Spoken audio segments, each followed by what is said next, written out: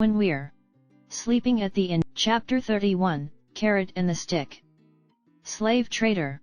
First thing in the morning I barged into the slave trader's tent. What is it from so early in the morning, Hiro-sama?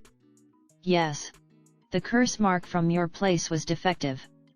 Depending on your answer, my dangerous slave and monster will start going wild in here. Okay. My stomach is empty, so I'll do it later. If you don't start behaving, I'll turn you into breakfast. The curse mark on Firo won't activate like it should.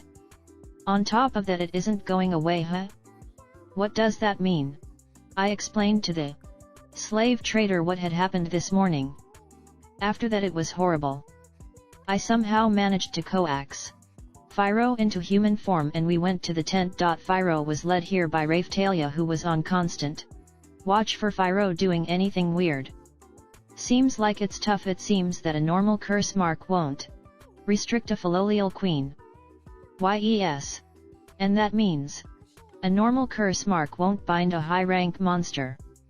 The dragon that was the prize of that lottery has a special curse mark carved on it. In other words, a normal curse mark won't work on this guy. Yes.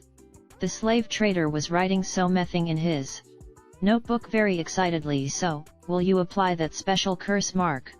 No, that would not be something we could give for free. Yes. What was that? This isn't something that will be cheap, so giving it for free would be tough.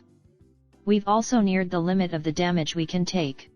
This chapter is provided to you by Relibrary. Please visit Relibrary to show the translators your appreciation and stop supporting the content thief. Dash.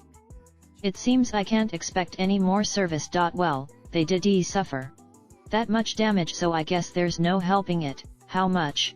Expecting much from Hiro-sama in the future. How does the great discount of 200 silver coins sound?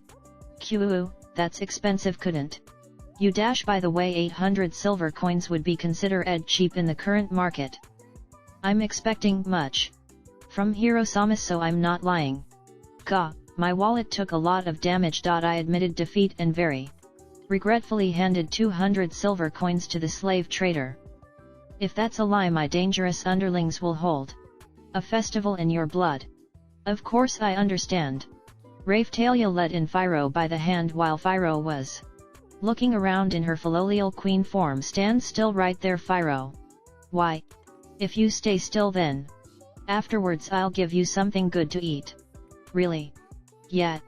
This chapter is provided to you by Relibrary. If you are reading this, that means this content is stolen. Please support us by visiting our site. Firo had sparkling eyes as she headed to where the slave trader was pointing and stood still. Alright. If we were casting the magic, now's the time. I gave a signal to the slave trader with my eyes. He nodded. Called 12 of his underlings who had their faces hidden with robes, and had them surround Firo. They poured some kind of chemical on the ground and started chanting magic. The floor shined with light, and a magic square formed with Firo in the center at Watt. Firo tried resisting and sparks flew, but it was no use and the magic square started invading into Firo's body. Ouch. Stop it.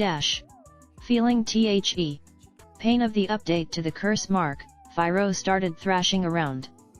At that, the magic square gave off sparks and started to sway. The slave trader's underlings let out voices of surprise. To be on the safe side, I had a lot of people cast the magic, but still, to be able to move under this pressure, this young one would be scary in the future. Yes. Come to think of it, she is still only LVL 19. If she was to become LVL 70 like this, exactly how strong would she become? I nodded to the slave trader's words. Eventually, the magic square was completely carved onto Firo's stomach, and it became quiet. It's finished. Yes. My display also showed a more advanced monster icon than before. Without hesitation, I checked the part that made what I said absolute. Firo walked towards me while breathing heavily. That was horrible, master, it hurt a lot. This chapter is provided to you by Relibrary. Say no to content Thief. Even I thought I had an evil smile on my face as I ordered Phiro first, change to human form. That hurt so no way. Give me something tasty.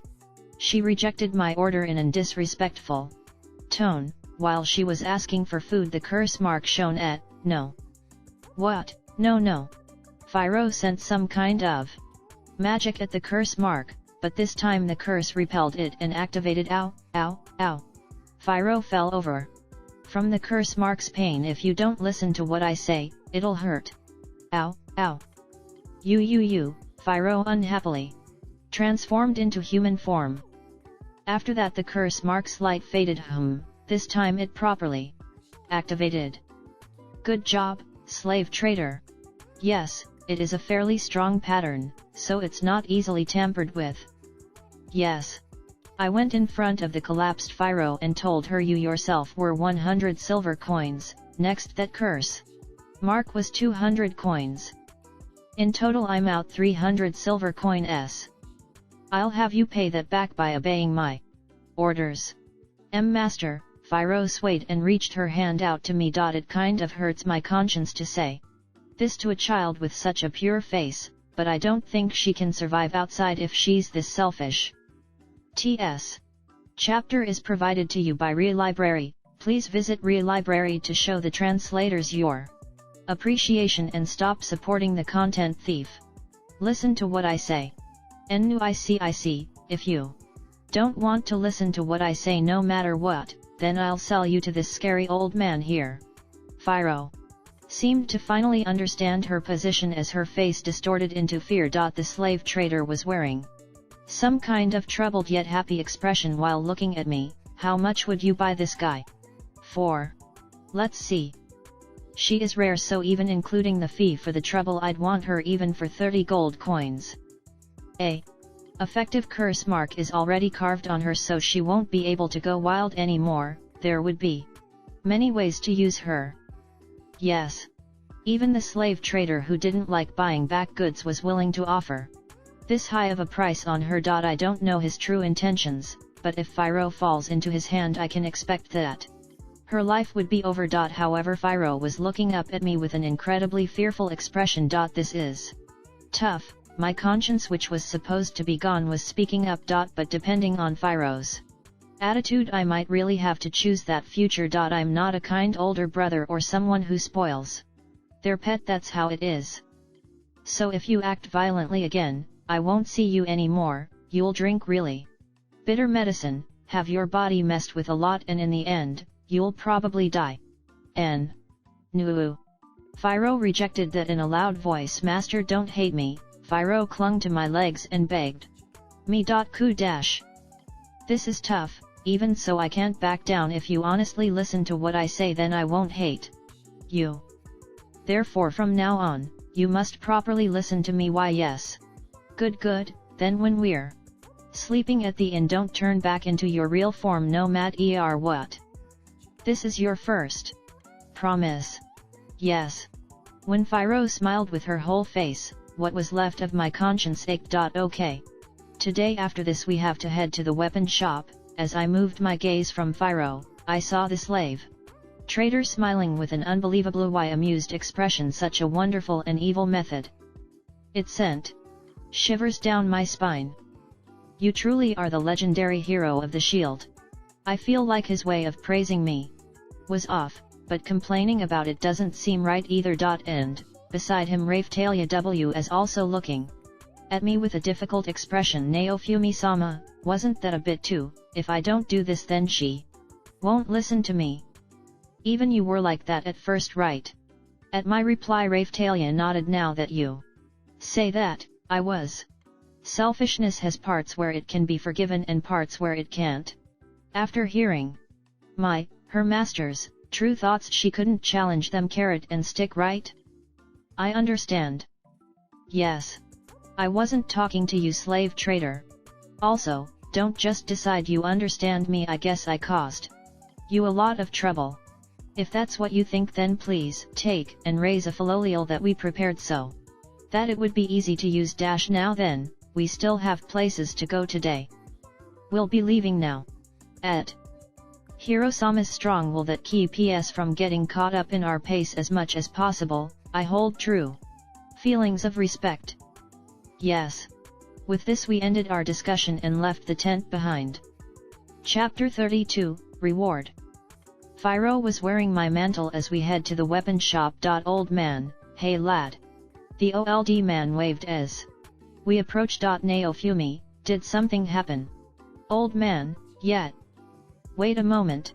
The old man closed the weapon shop and guided us. We arrived at the magic shop where I received the magic book. Magic shop sk, oh my. The aunt from the magic shop bea med when she saw the old man. Magic shop sk. Why don't you guys come in? Naofumi, right, Phiro, don't change into your true form until I permit you to. Phiro, okay.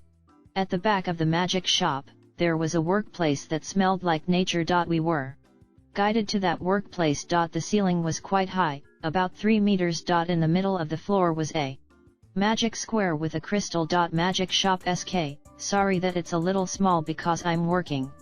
Naofumi. No, it's fine. Anyway, is there any clothing for children here?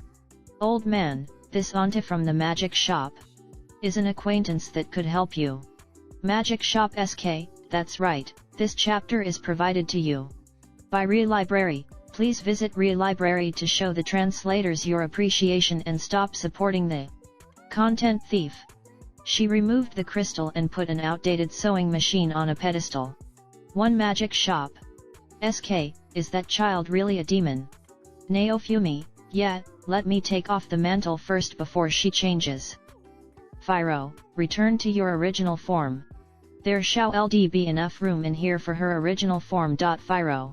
Okay. When I gave the command, Phiro removed the mantle and returned to her original form. Magic shop. SK, oh my, oh dear. The magic shop auntie looked up at Phiro who had returned to her filial queen. 4M in surprise. Phiro, is this all right? The scene was very strange as Phiro's voice contrasted greatly with her body. Even though this was a fantasy world, it was still weird. I looked towards Raphtalia. Raphtalia. What is it? Naofumi, nothing. That reminds me, Raphtalia was also a demi-human. Now that I think about it, if it was the past me, I would agree in regards to Motoyasu's behavior in trying to attain a relationship with her. However, that is what the past me would have done. Magic shop sk, so what? Key nd of clothes do you need? Naofumi, can you make something that won't break when she transforms? This chapter is provided to you by Re Library. If you are reading this, that means this content is stolen. Please support us by visiting our site. Magic shop sk, strictly speaking, I'm not sure I can make clothes. Naofumi, what? Magic shop sk, Hiro-sama, what do you see? Naofumi, magic shop. And a witch. Magic shop sk, that's right. I only have some knowledge on transformation, though I don't really know what is considered common sense in this world. But I know that witches can transform into animals. Magic shop sk, oh my, it takes a great amount of magical power and a very troublesome procedure to transform yourself into an animal. Wouldn't it be bothers to put on clothes every time you transformed? So it seems it was possible for witches to transform. The auntie answered while working on the bobbin. By appearances alone it resembles a sewing machine from my world. Magic shop sk, it would be fine if he transformed at home. But if she does so in a crowded place, it would be pretty serious.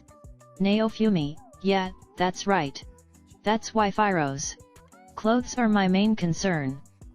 Walking around naked would stand out. Magic shop sk, therefore, it would be best if the clothes can be automatically worn when she transformed and stored safely when reverting. Naofumi, I see. True, if the clothes just disappear after she reverts back, the problem would be solved. Magic shop sk, there's a technique passed down by a certain demon category of the demi-humans that is able to deal with this problem. A famous example of a clothing incorporating this Technique is the vampire's mantle. 2 Yet, like when they transformed into bats or wolves. So it was also true in this world too. This chapter is provided to you by Re Library. Say no to content thief. Magic Shop SK. Well, this bobbin machine makes the materials for those clothes. Naofumi. Oh. So how exactly do the clothes transform? Magic Shop SK. Strictly speaking, what are clothes exactly? It is something that can be seen by others, right? I tilted my neck and gave the auntie of the magic shop a puzzled look. What is she trying to get at? Magic Shop SK. What I mean is, this item can transform the threads to magical power and magical power to threads. Therefore, the user can change the threads to magical power at any time. Magic Shop SK. To put it simply, the user can change the threads to magical power and vice versa. Naofumi. Oh, I see. Now I understand why the old man from the Weapon shop brought us here. It'll certainly be weird to call these clothes. When not in human form, the magical power would circulate in the body, and it would become clothes once back to human form. Magic Shop SK. Now then, Fyro-chan, right?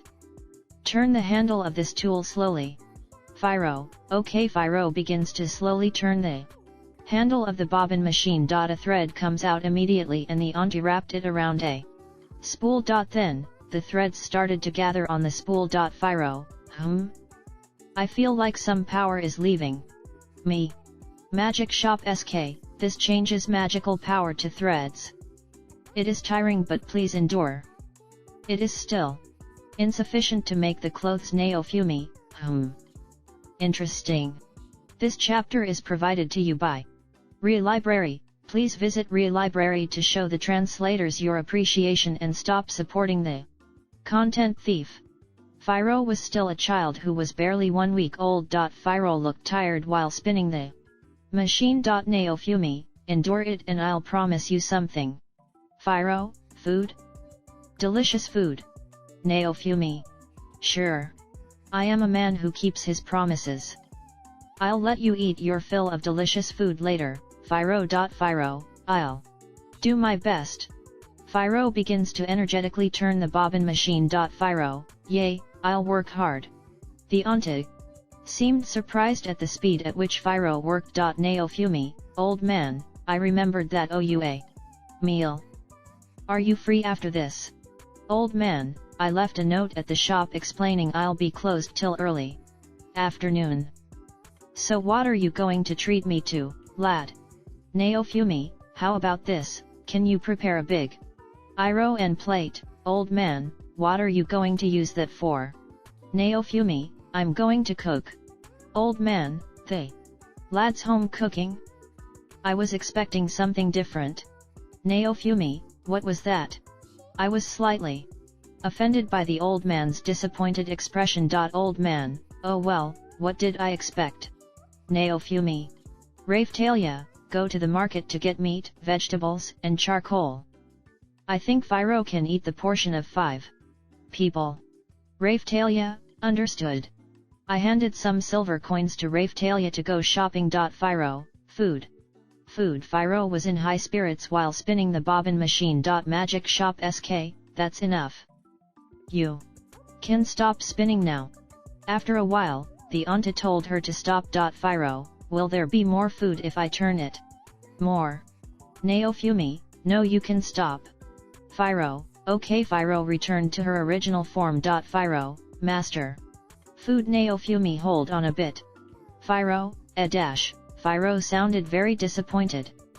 Raphtalia hadn't returned yet, so there was no food. Naofumi, when we leave the shop, return to your human form. Fyro, okay, do. You really understand, Magic Shop SK, you can use this to make your clothes. The Magic Shop auntie gave us the threads. Old man, I'll go ask someone who knows how to weave this. Naofumi, I have high hopes for that fellow. Fyro, let's go. Magic Shop SK, what should I tell He young lady who went shopping? Naofumi, tell her we'll be waiting at the gate leaving town. Magic shop SK. Understood. Following the old man from the weapon shop, we left the magic shop. Magic shop SK, as for the fee, I'll be sending it to the weapon shop. Naofumi, how much would that be? I asked a little anxiously. Magic shop SK, making the magic string? Because the crystal is expensive, I'll charge Hiro Sama 50 silver. Damn. Why is Fyro so expensive? In the future, we need to be careful with her clothes. It was like wearing money. We headed to the weaver with the threads. Weaver, this is some unusual material, I could do a lot with this. Go to the dressing room and measure your size. I should be able to complete the dress tonight.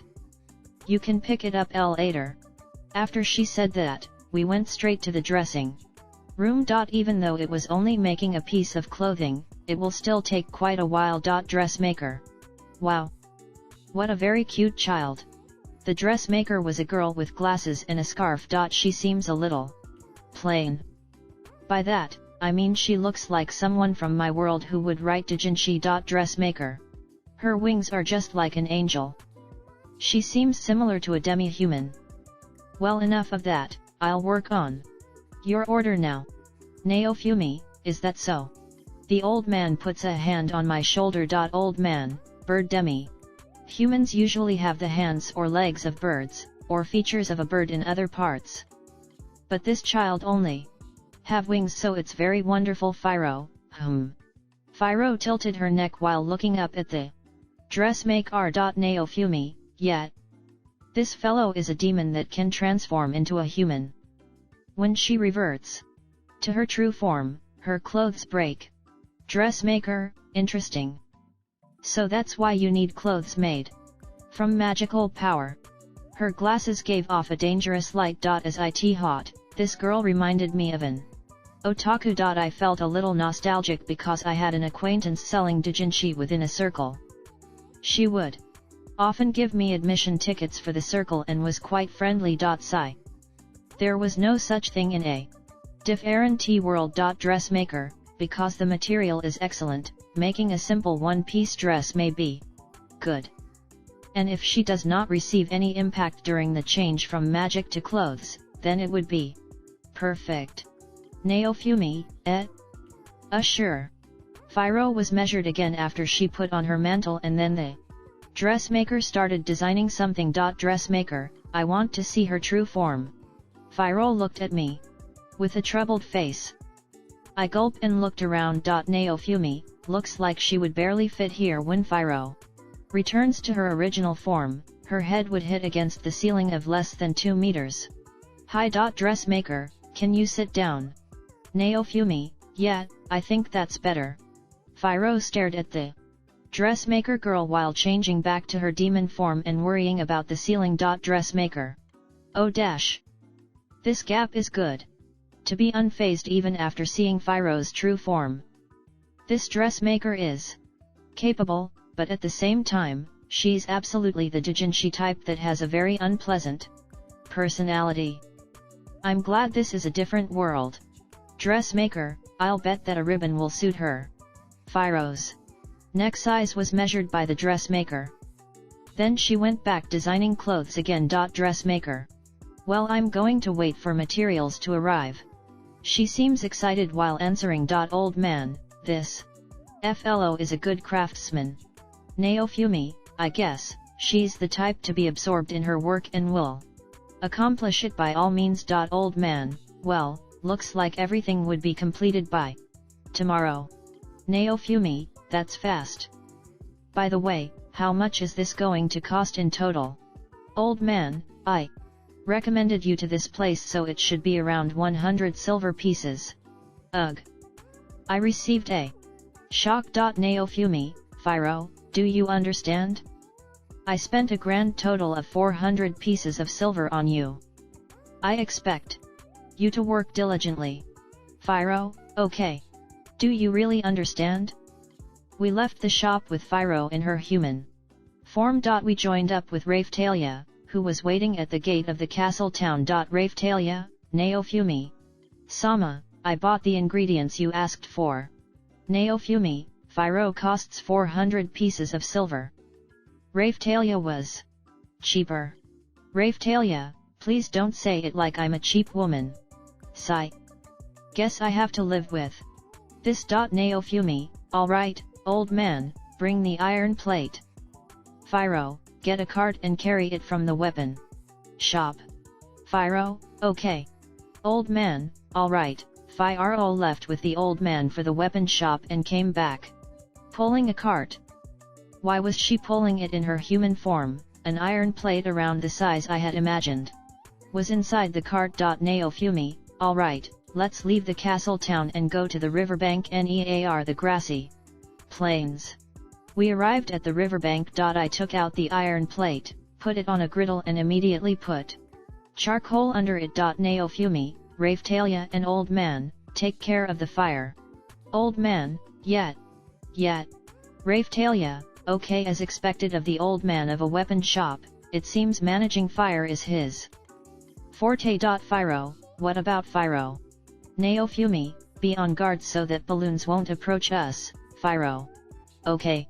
I had Fyro, who was curious on what we were doing for some strange reason, do something else because she is likely to mess up at the chores we were doing. I cut the meat and vegetables that Raphtalia brought into appropriate sizes and put it near the grill. Old man, lad, the charcoal is ready.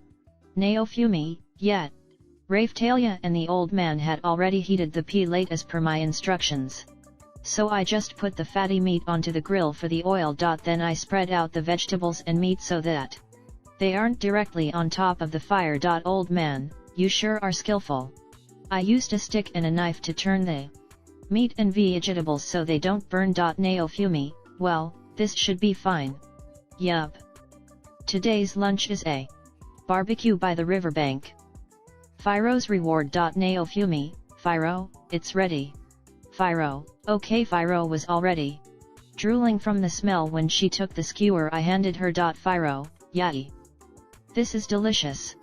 Fyro started throwing meat and vegetables that were just cooked into her mouth. Naofumi, hey, don't eat everything, this is for everyone. Fyro, mfk. Fyro nodded while stuffing her mouth. Do you really understand, Naofumi? Well, no matter. Raphtalia and old man go and eat. Raphtalia, okay. Old man, sure. I put the meat and vegetables onto some leaves and handed it to Raphtalia and the old man. Old man, oh, this is delicious. I'm surprised grilled meat tastes so good. Raphtalia, for some reason, the dishes that Naofumi-sama makes are strangely delicious. Naofumi, I'll take that as a compliment. Old man, I'm not flattering you. Why does it taste so good? The old man looked at his plate with a puzzled expression. Naofumi, it's probably because of the cooking skill from my shield. Old man, the power of the shield. Naofumi, well, at least I think so. From the corner of my sight I see, barbecue is now available. Quality, good - great quality. To think that such a strange icon would exist. Old man, that's quite a mysterious shield. I'm envious. Naofumi, I can't take it off so it's quite inconvenient. Not to mention the non-existent offensive power. Oh right, there was the special effect from the bee needle shield. So now I can use the shield of the needle to attack enemies. Although the enemy would have escaped before I beat it, unless it's slow like a balloon. As expected, when the monster realized it was in a disadvantageous position, it would just run away. Sometimes, a smart monster would ignore me and aim for Raphtalia. Old man, haven't you become quite strong? Naofumi, I don't know. Compared to the other heroes, old man, is that so? Are the legendary weapons that powerful? Naofumi, that's right, I learned from experience. Old man, I see. Naofumi, then because skills could be acquired in various ways, the power of a legendary weapon was way above average. Moreover, accumulating status improvements whenever a shield was unsealed was good. Monsters, materials, levels, and the skill tree. There were many different conditions that would unseal new shields. Besides, the exclusive effects of Any shield that was released would give permanent bonuses. Even a weak shield could be helpful if I unsealed it. Due to the equipment bonuses carrying over, the more shields I unsealed, the stronger the skills I could use. I can see how many bonus stats I got. My stats in general were higher than Raphtalia's. Maybe it was because I'm a hero. Especially in the aspect of defense. I have 3 times more and that's not including the permanent bonuses from unsealing other shields. Because I never attack, all the better. Gears went to Raphthalia. After all, the hero of the shield only has the potential in defending, that's why my defense is so high. But the price for that is having 1/10 of attack power. The only difference between a resident of this world and a hero are the effects granted by this shield. If I didn't have these effects, I would never be able to beat a monster with just defense. After all, the only reason a hero is different from a normal person was because of the legendary weapon. It could be considered that you are only a hero because you have the legendary weapon. I hate it, but I am only a hero because of this shield. It seems there is an influence from being the companion of a hero. Raphthalia is superior to normal demi-humans because of the effects from Slave Trainer Shield, and Pyro's abilities are on par with her. Despite the level difference. I don't know how much effect growth correction had, but it seemed to be quite large. The effects of Slave Trainer Shield and Demon Trainer Shield were good. I wonder what effects Friend Shield would have, if that even existed. Basically, existences called companions are essential for a hero. Friend, something that I don't have. Old man, I see. It seems that heroes really are different from us commoners. Naofumi, that seems to be the case. Traveling around the world, absorbing various demons and materials to grow stronger. Honestly, there's just so much more to know. I don't understand how much I can improve the shield. And even if I don't do anything, the wave of disaster will strike. I don't know how many times it will come either. It's been twice already. Maybe 5 times, 10 times, or even 100 times, I don't know. Whatever it is, I can't just sit around and do nothing. That reminds me, there seems to be a worrisome shield called Curse Series. At that time when I almost lost Raphthalia, the Curse Series was released and had started to erode the shield. I've looked for that skill tree many times. However, I can't find it no matter how hard I look. I'll try asking for help. Curse Series. I hesitated to even touch it. I had only written that sentence. But when I checked it many times, I felt a shock and the letters change. Curse Series. The Curse Series bestows power but consumes the user. Hero, do not use it. Therefore, I decided to stay away from this topic. When I need it, the power will appear. This shield seems to have many limitations. Pyro, Master, there's no more meat. Naofumi, what? When I looked, there was no more meat. Everyone had already finished eating the stuff I prepared. All that was left were vegetables. Pyro, is it already over? Pyro still wants to eat more. Naofumi, well. Go to the forest and catch 5 Yusapiru. I'll cook those too. Pyro. Okay. Pyro rushed to the forest at full speed. Old man, oh man, that was delicious. Totally worth it. Naofumi, if you think that, then discount the price of clothes. Old man, lad, if I gave you any more discount, I would suffer a huge loss. Oh well, we barbecued next to the riverbank till evening and then called it a day. By the way, Pyro caught 10 Yusapiru. I barely had time to eat. Mostly because of managing the barbecue and dismembering the Yusapiru to roast. Chapter 33, Peddling. The next day. As we showed up at the dressmaker's shop, that otaku-like girl came out to meet us with a smile. Yes, yes. The clothes are done. I stayed up all night for the first time in a while. In spite of that, the dressmaking seemed in good spirits and excited. She brought out Pyro's clothes from the back of the shop. The foundation was a white one-piece. Right in the center was a blue ribbon, and here and there it was decorated with blue as a contrast. How to say it, they were clothes that seemed like they would choose their wear and had a simple as best feeling. Master, do I get to wear these yet? Ya ai. Phiro, who had been wearing my cloak up until now, stripped and became stark naked right there. That's no good. Raphtalia put a stop to that and led her to the back of the shop. I waited inside the shop for Phiro to finish changing. Alright then, change into your monster form. I heard that sales clerk's voice coming from further in the shop. Why? If you don't, then that ribbon will bite into your bod. Why? No. She was weirdly saying something scary. This chapter is provided to you by Relibrary. Please visit Relibrary to show the translators your appreciation and stop supporting the content thief. I got it. I heard the poof that occurs when Phiro transforms, and then yep. Like I thought. It really suits you, I heard a somehow entranced voice. Well then, let's go. Yet. The women came out from the back of the shop. And me eyes went to Phiro. Yet. She had a good appearance from the start, so now she really looked like an angel. A white one piece with pure white wings, and a blue ribbon on her chest for accent. How to say it? It seemed like an angel heroine from the 2D world. Master. Ah. How is it? Does it look good? Well, I guess it suits you to make cloth. That raised Phiro's looks to this level. The otaku-like clothes maker had quite a bit of talent herself. Phiro bashfully waved her clothes around while smiling. This chapter is provided to you by Relibrary. If you are reading this, that means this content is stolen. Please support us by visiting our site. The old guy from the weapon shop had already paid for the clothes. Man, what a horrible spending spree. We hooked up Phiro to the cart so we could head back to Ryudo village that we were using as our base. Those clothes, when Phiro changed to her monster form, they really disappeared.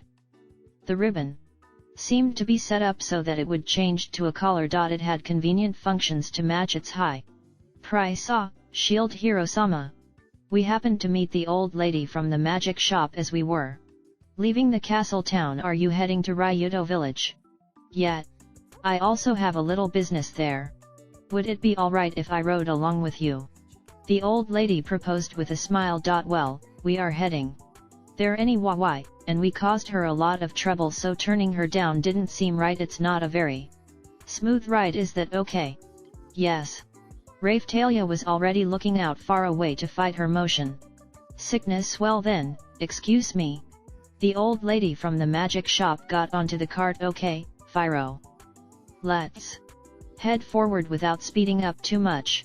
This chapter is provided to you by Relibrary. Say no to content thief. Okay.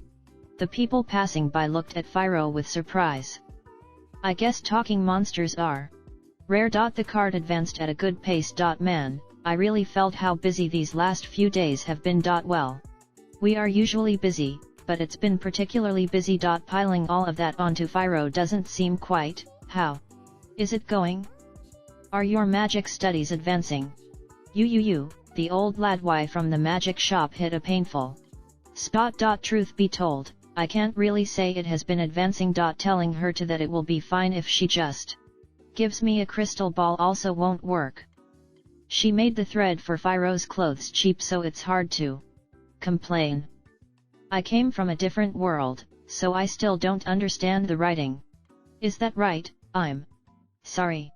The old lady apologized like she really felt bad, so it made me really regret that I hadn't studied enough. I repay what's done to me. Whether it's something good or bad. That's why I wanted to repay the old lady's goodwill. I need to learn as much as I can. This chapter is provided to you by Relibrary. Please visit Relibrary to show the translators your appreciation and stop supporting the content thief.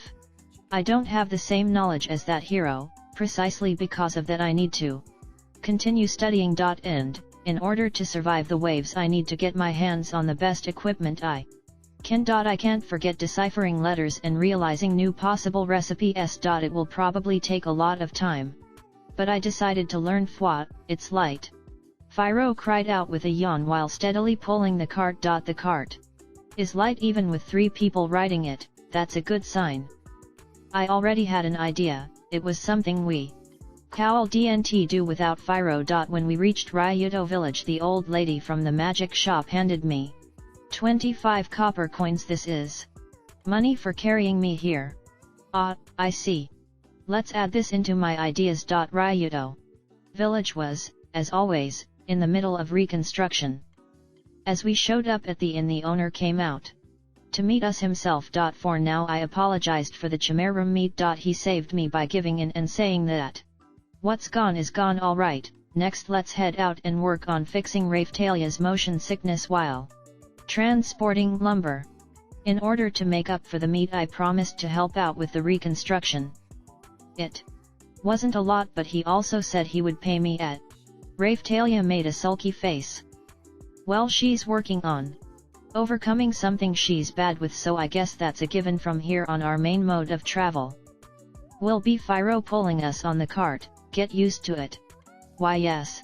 Okay AI. Fyro, you're the one pulling it. Yep. Philolials really do seem to like pulling carts. Fyro's eyes were shining like crazy. Are you hinking of something? Yeah, from here on I think we'll start peddling. Peddling? We don't have a huge selection of goods, but I guess our main item will be medicine. Also we can work as a taxi. I want to do as many things as possible. Okay, Raphtalia didn't seem to really take to it. Well, I myself can't predict whether we'll be successful, but it's about time that we'll have to go to a lot of different places. Since we have a cart, there's no sense in wasting it. That's how it is. Since we're working as a taxi, Fyro will have to run at top speed while pulling the cart. If you don't fix your motion sickness, I'll be troubled. I understand the reasoning, but don't worry, I know a place where it will be harder to get motion sick. We'll start by getting you used to it while you're there. Does a place like that exist yet? So, before starting today's job, I had Raphtalia ride in the hard to get sick spot on Fyro's back. It would be good if it was Master, but why do I have to carry Oni-chan on my back? Fyro mumbled as Raphtalia rode on her back. It's the same for me. This is pretty embarrassing. It felt kind of weird that Raphtalia was riding on Fyro, who now had an owl-like body. Is it too hard? No, it's easy. I might have been since it was close to her original form, but it seemed there was no problem on Fyro's. And okay, let's go. Yeah.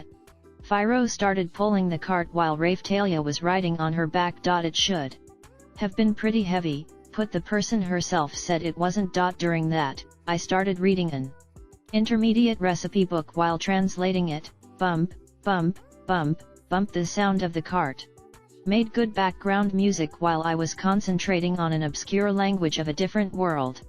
When bump, bump you it caught my attention, so I looked towards Fyro, and for some reason she had changed to her human form while still carrying Raphtalia.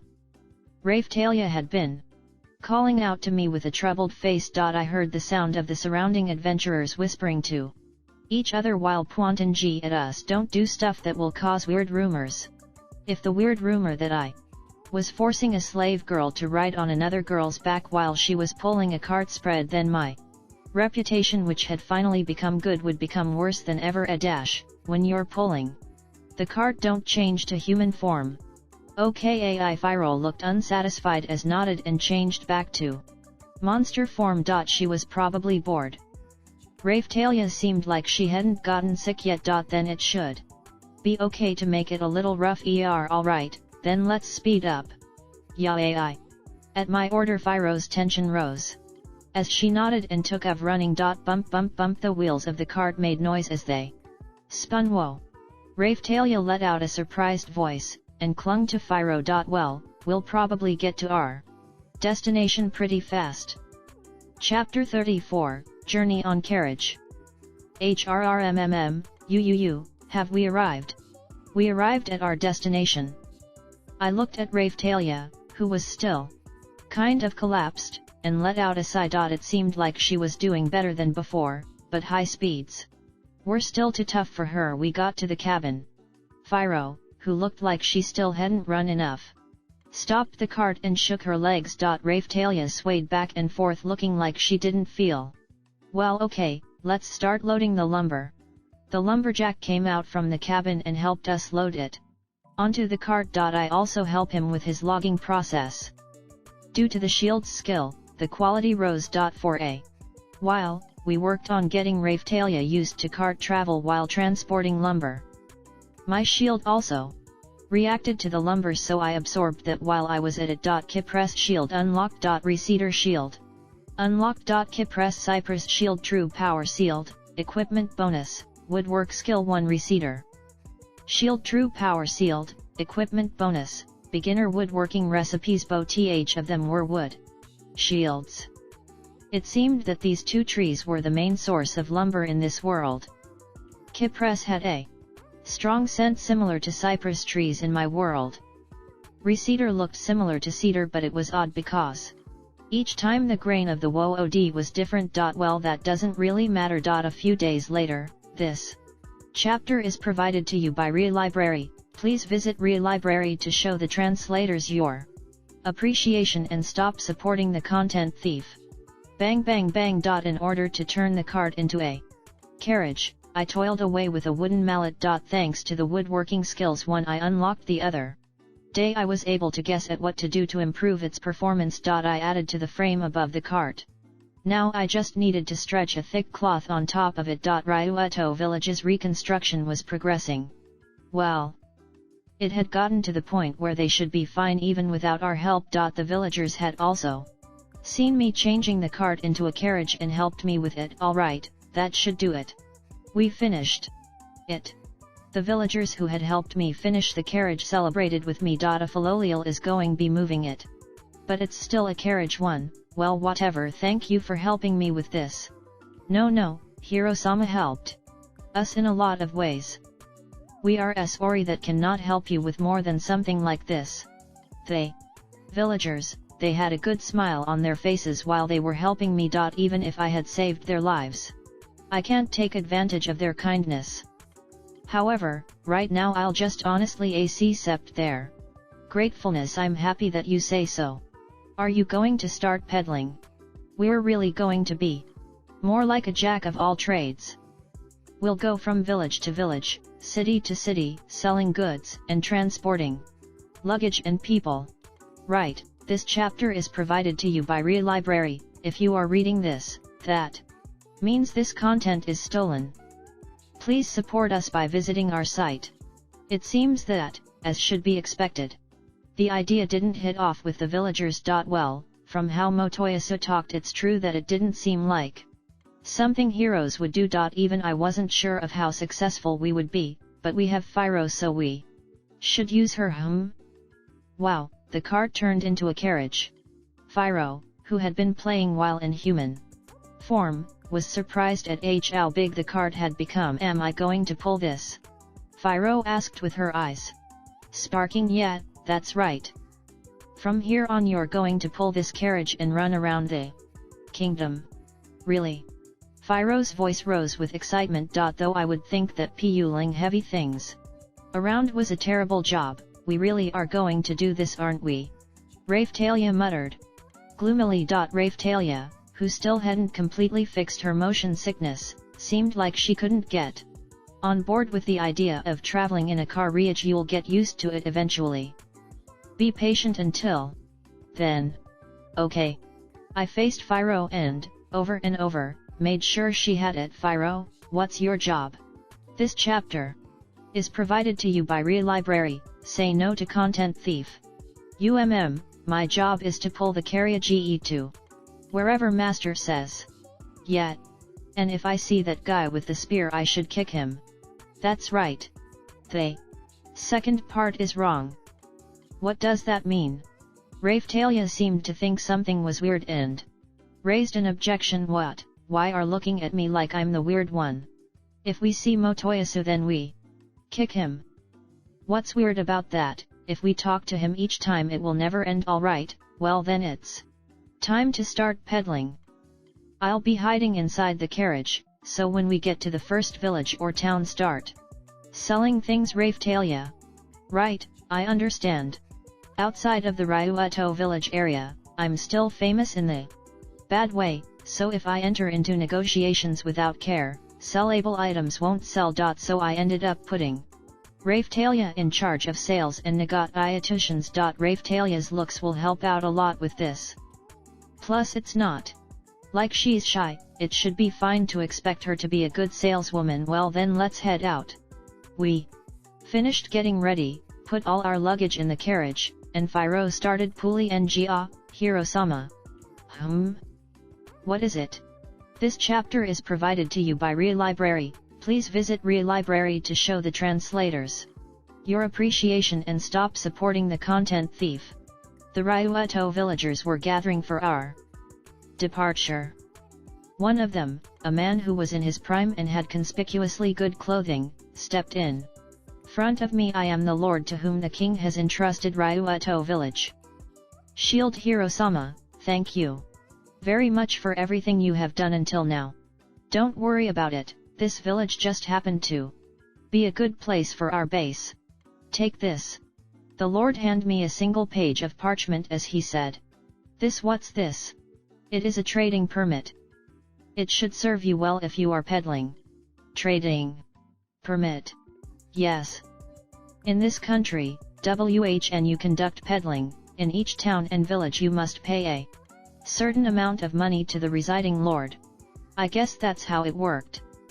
Well, I could use my status as a hero to do my bad name. It would just make it worse. You can use the Trading permit with my seal on it for this. As long as you have this, you essentially will not have to pay. Please make use of it. Is that okay? Yes.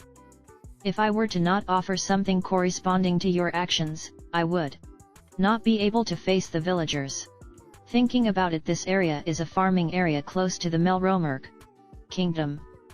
It's a convenient route for commerce, so being a lord here means you have need a fair amount of influence and dignity. I caught the eyes of the Ryueto villagers by keeping the damage from the wave to a minimum.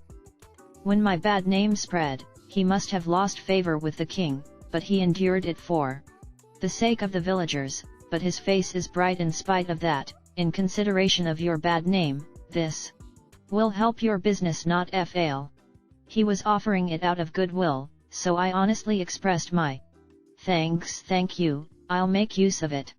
Have a good trip. Yet I'll come back. We shall also work, so that we may be of help to Hiro-sama's work.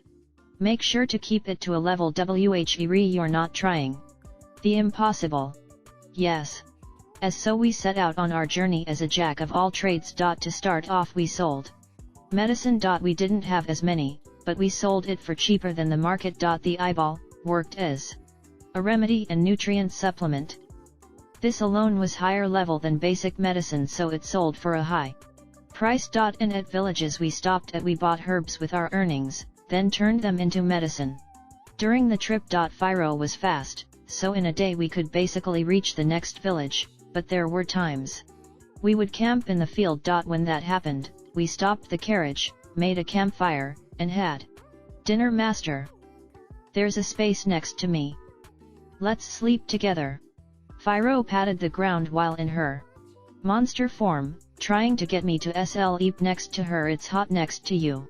It seemed like Firo wanted me to sleep with her. It might have been since I ordered her not to turn into her monster form at the inn. But while in the field she was even more selfish. Well, in the field there's no one to cause trouble for, so it's okay once in a while. But, Firo, you must really like Naofumi-sama. Yep. I won't lose to you. Raphtalia Oni-chan. Why did it go in that direction? Raphtalia's and Firo's relationship was complicated. They seemed to be on good terms, but also on bad terms. They would sometimes argue. Firo's just a kid, so I don't know why she gets so worked up. Raphtalia's essentially a kid too. I guess their mental ages are the same. Okay. Hurry up and go to sleep, you two. I'll wake you when it's time to change watch. You're treating me like a kid again. That's right. please. Don't treat me like a kid. That's right, both Raphtalia and Phiro are all grown up. You definitely aren't really thinking that yet. That's mean, master. We had that kind of stupid conversation, and continued with our peddling. Chapter 35, Rumors of Our Heroes. We were about an hour from our next destination and I was inside the carriage working when I noticed there was an odd noise. It sounded like there was heavy breathing coming from beside the carriage. I poked my head out and saw a man with a frantic expression running with a carrier bag in one hand. What's the hurry? Satisfying your curiosity at a time like this is a secret to getting into some profitable negotiations. Hey, you, what's wrong? I need to hurry back to the mountainside village. You need to get to mountainside village in a hurry. It seems that his mother had collapsed due to a disease and the man had gone to get medicine. He was now hurrying back and had caught up to Phiro. Yes. Every second counts. I heard the situation of the man who was sprinting at full strength next to the carriage that was thumping along. In terms of distance, it would usually cost about 50 copper coins for transport. Phiro, if you ran at full speed, could you get there fast? If I could run without pulling the carriage, I could get there even faster. Got it. I met Raphtalia's eyes and she might have read what I was thinking. She nodded. For 1 silver coin I'll carry you there. The man's expression changed to surprise. But just buying the medicine cost all of my money. This chapter is provided to you by Relibrary. Please visit Relibrary to show the translators your appreciation and stop supporting the content thief. I don't mind if it's something that is worth 1 silver coin. Medicine or even having you pay afterward is fine. Though if you don't pay I won't forgive you. In that case, alright. We have a deal. Phiro. Okay. Phiro quickly put on the brakes and stopped the carriage on the roadside. And looked back at me. I then rode on Phiro's back and caught up to the man and picked him up. The man was surprised and grabbed onto Phiro with both hands as she set out at full speed. Raphtalia waved her hand at us from the carriage. Let's go. Yet. Thud thud thud, Phiro's full speed, even without changing to her weird owl form, was pretty fast. She could go twice as fast as the average Philolial. This is so fast, it's more important to get your mother to drink that medicine, right? Don't drop it. Yes. The man went into his house. I followed after him inside. I still hadn't gotten my payment after all. This chapter is provided to you by Relibrary. If you are reading this, that means this content is stolen. Please support us by visiting our site. Coming up to it, it was a regular rural commoner house. As I entered inside I heard someone coughing. Mother, I have the medicine. Please drink it. Slowly.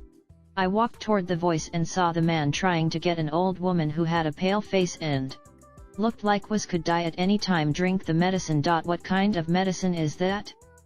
It seemed that it was more effective than any medicine that I knew. Hey. I'll get her to drink it, so why don't you go boil some water and make something that will give her energy? Is that okay? No problem, I'll think of it as part of getting you here.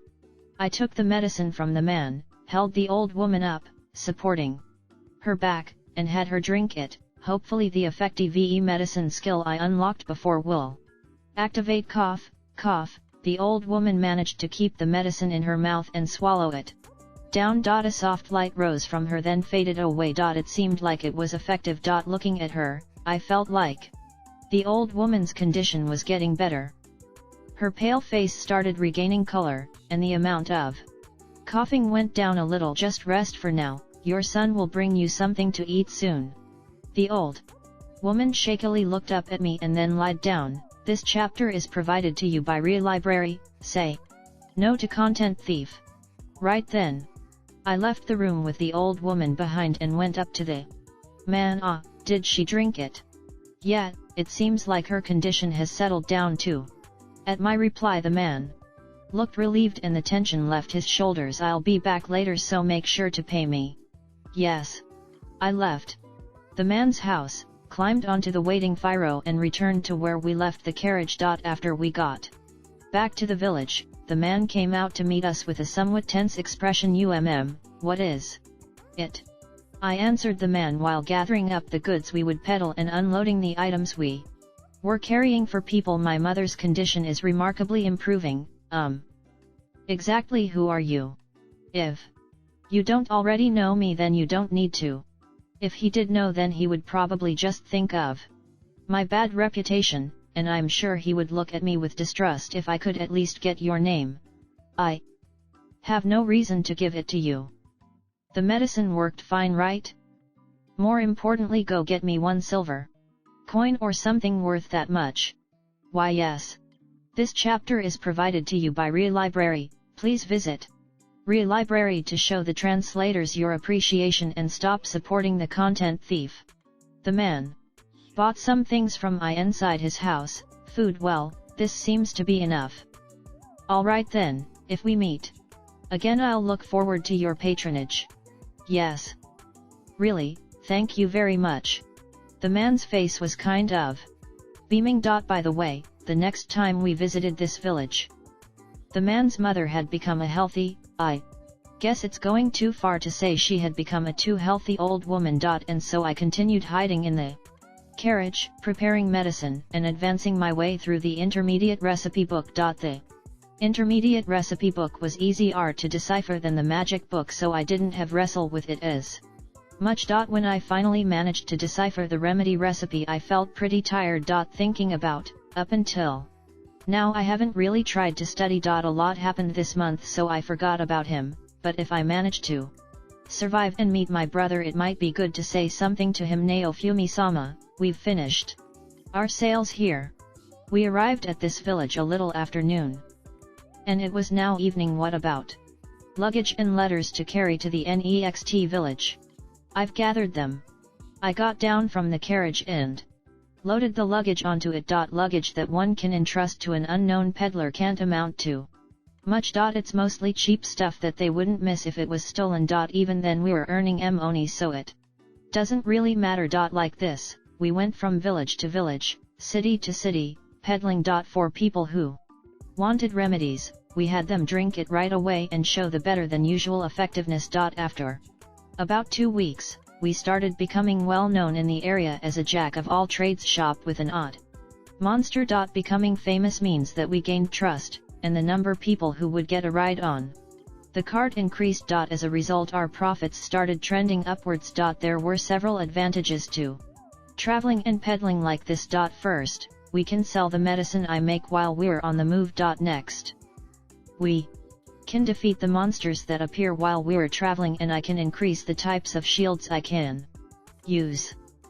Well, they're mostly just status up shields though. I knew this before we started, but the type of monster you encounter really depends on what region you're in. Even if they're weak monsters, if I absorb them into my shield, I become stronger, so, for me, it should be fine to think of this peddling journey as a success. Also, we can get a lot of different information. I became able to guess the bases and activities of the other heroes, Motoyasu, Ren, and Itsuki, who I didn't really know about before. Now Motoyasu seemed to be focusing on traveling around in the region southwest of the castle town. Listening to the stories, it sounded like he had saved a village suffering from famine by releasing the seal on a legendary type of crop. For the most part, he was probably relying on the knowledge he had from that game he played. Ren was based in the area to the southeast of the castle, but it seemed like he tended to go wherever there were ferocious monsters. There were some rumors about him, like how he had subdued a ferocious dragon in the east region. As for Itsuki, I wasn't sure what his aim was, but the rumor was that he had joined up with adventurers visiting from Melromark in a small country to the north. There he joined with the resistance and defeated the terrifying ruler who was abusing his authority. It's just, I didn't really get why Itsuki was missing some crucial materials. All I could get was vague talk about how the adventures with bows were the strongest, or that they reminded Itsuki of something. I guess I can look at it as things happening similarly to the Four Heroes book I read before coming to this world, but, well, like that we continued our journey on the carriage. The result was that after 2 weeks our levels had grown to me LV34 Raftalia, LV37 Fyro, LV32, it might have been because she was a monster, but Fyro's rise in levels was abnormal. At this point her physical ability was remarkable. She had been pulling the cart with both hands, wings, but now she could pull it with one hand while yawning. Of course I warned her about it, but she said the carriage is so light that I'm losing motivation. Well, whatever. The shields I unlocked were mainly, as expected, status up types or resistance types. The more notable ones were pickaxe shield ability unlocked, equipment bonus, mining skill 1 crystal or shield ability unlocked, equipment bonus, crafting skill 1. I happened to find, as we were arriving at a mining town, a broken pickaxe left by the roadside and a low-quality crystal ore that had been thrown away, and unlocked these shields by absorbing them into my shield. These two skills should be good for making money, but for now I don't have enough information to try using them. When I tried polishing some of the crystal ore, it turned into a split in half trash rock, so it's likely that I need some kind of recipe or something. If the first place, I still had to read the intermediate recipe book I got from the medicine shop. As expected, after 2 weeks I had finished deciphering it. I had been staring at it for almost 3 weeks, so there was no way I couldn't read it at this point. Antidote, herbicide, heal, ointment, remedy, already made, nutrient, already made, gunpowder, strong acid, magic, water, spirit, healing, medicine, insecticide. After deciphering this much I had finished the book. These were the basics of the intermediate level. It seemed that the effectiveness of the medicine would change based on what else you mixed into it. It seemed kind of vague, but I understand because they're average recipes. The medicine shop gave it to me for free. After getting that far, I went ahead and let my shield absorb the intermediate medicine recipe book. The shield that came out was this. Book shield ability unlocked, equipment bonus, magic up, small, yet it would have been bad to carelessly let it be sucked in, thinking the intermediate recipes would come out naturally. I would have been wasting someone's good wool. On top of that, the defensive power was incredibly low. And so, this happened on the day after I had finished deciphering the intermediate recipes. A monster called a Trent showed up, and we went ahead and defeated it and had the shield absorb it. Trent shield, true power, sealed, equipment bonus, plant appraisal 2 blue. Trent shield, true power, sealed, equipment bonus, intermediate mixing recipe 1 black.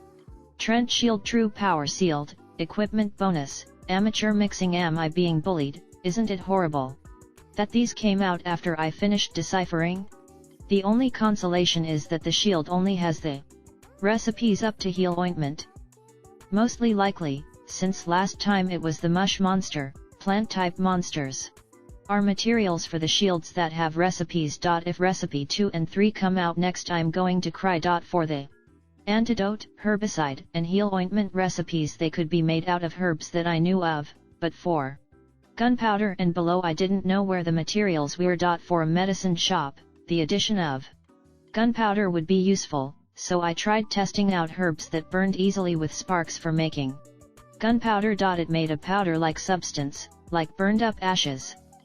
To test it out I filled a small bag to make a bomb. After lighting it and trying to throw it like I was tossing it at an enemy, a spark of pain flew through me and I dropped it at my feet and panicked. Well, it didn't really burn up enough to call it a bomb. The fact that I couldn't even use items like bombs to attack made me go past frustration to just being impressed. Strong acid was kept in a glass bin. It seemed like it was a water-like substance, a little less acidic than sulfuric acid. This wasn't actually medicine, it was made by combining ore unique to this world with water, apparently. I hadn't made it yet, so I can't say anything for sure, but there must be wrong with the people who would want this, so I'm considering making just to add it to my shield. If you drink magic water it will quickly restore your magic. However, the materials for it are scarce, so getting them would be difficult. They also sell for a high price at medicine stores. Rather than making this it might be better just to sell them. In the same way, spirit healing medicine has the effect of restoring your SP, and the materials are, as expected, also scarce. Getting them would be difficult. Insecticide was simple.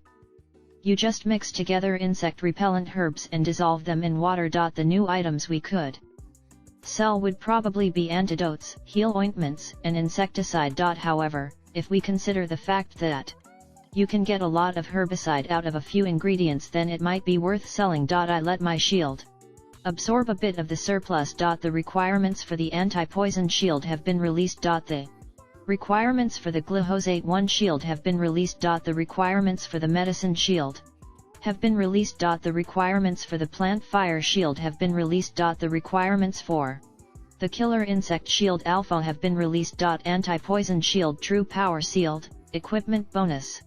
Defense power 5 glyphosate shield true power sealed, equipment bonus, attacks from plant types 5%. Down medicine shield true power sealed, equipment bonus, medicine effect range up, small, plant fire shield true power sealed, equipment bonus, fire resistance, small, killer insect shield true power sealed, equipment bonus. Attacks from insect types 3% down. I think the anti-poison shield skill would probably originally have been poison resistance, medium, but I already unlocked that from the Chimera Viper's shield, so it changed. It looks like when there are overlapping skills the most effective one overwrites the old ones. The medicine shield has something about a range expansion, but I'm not sure what range it's referring to. It's either the range a single medicine can be used at or the range that a medicine affects. I feel like the latter would be way too convenient. It's unknown if the plant fire shield has any meaning for me, since I take most magic attacks without any damage. What the heck is glyphosate? It does sound like something you would use on plants.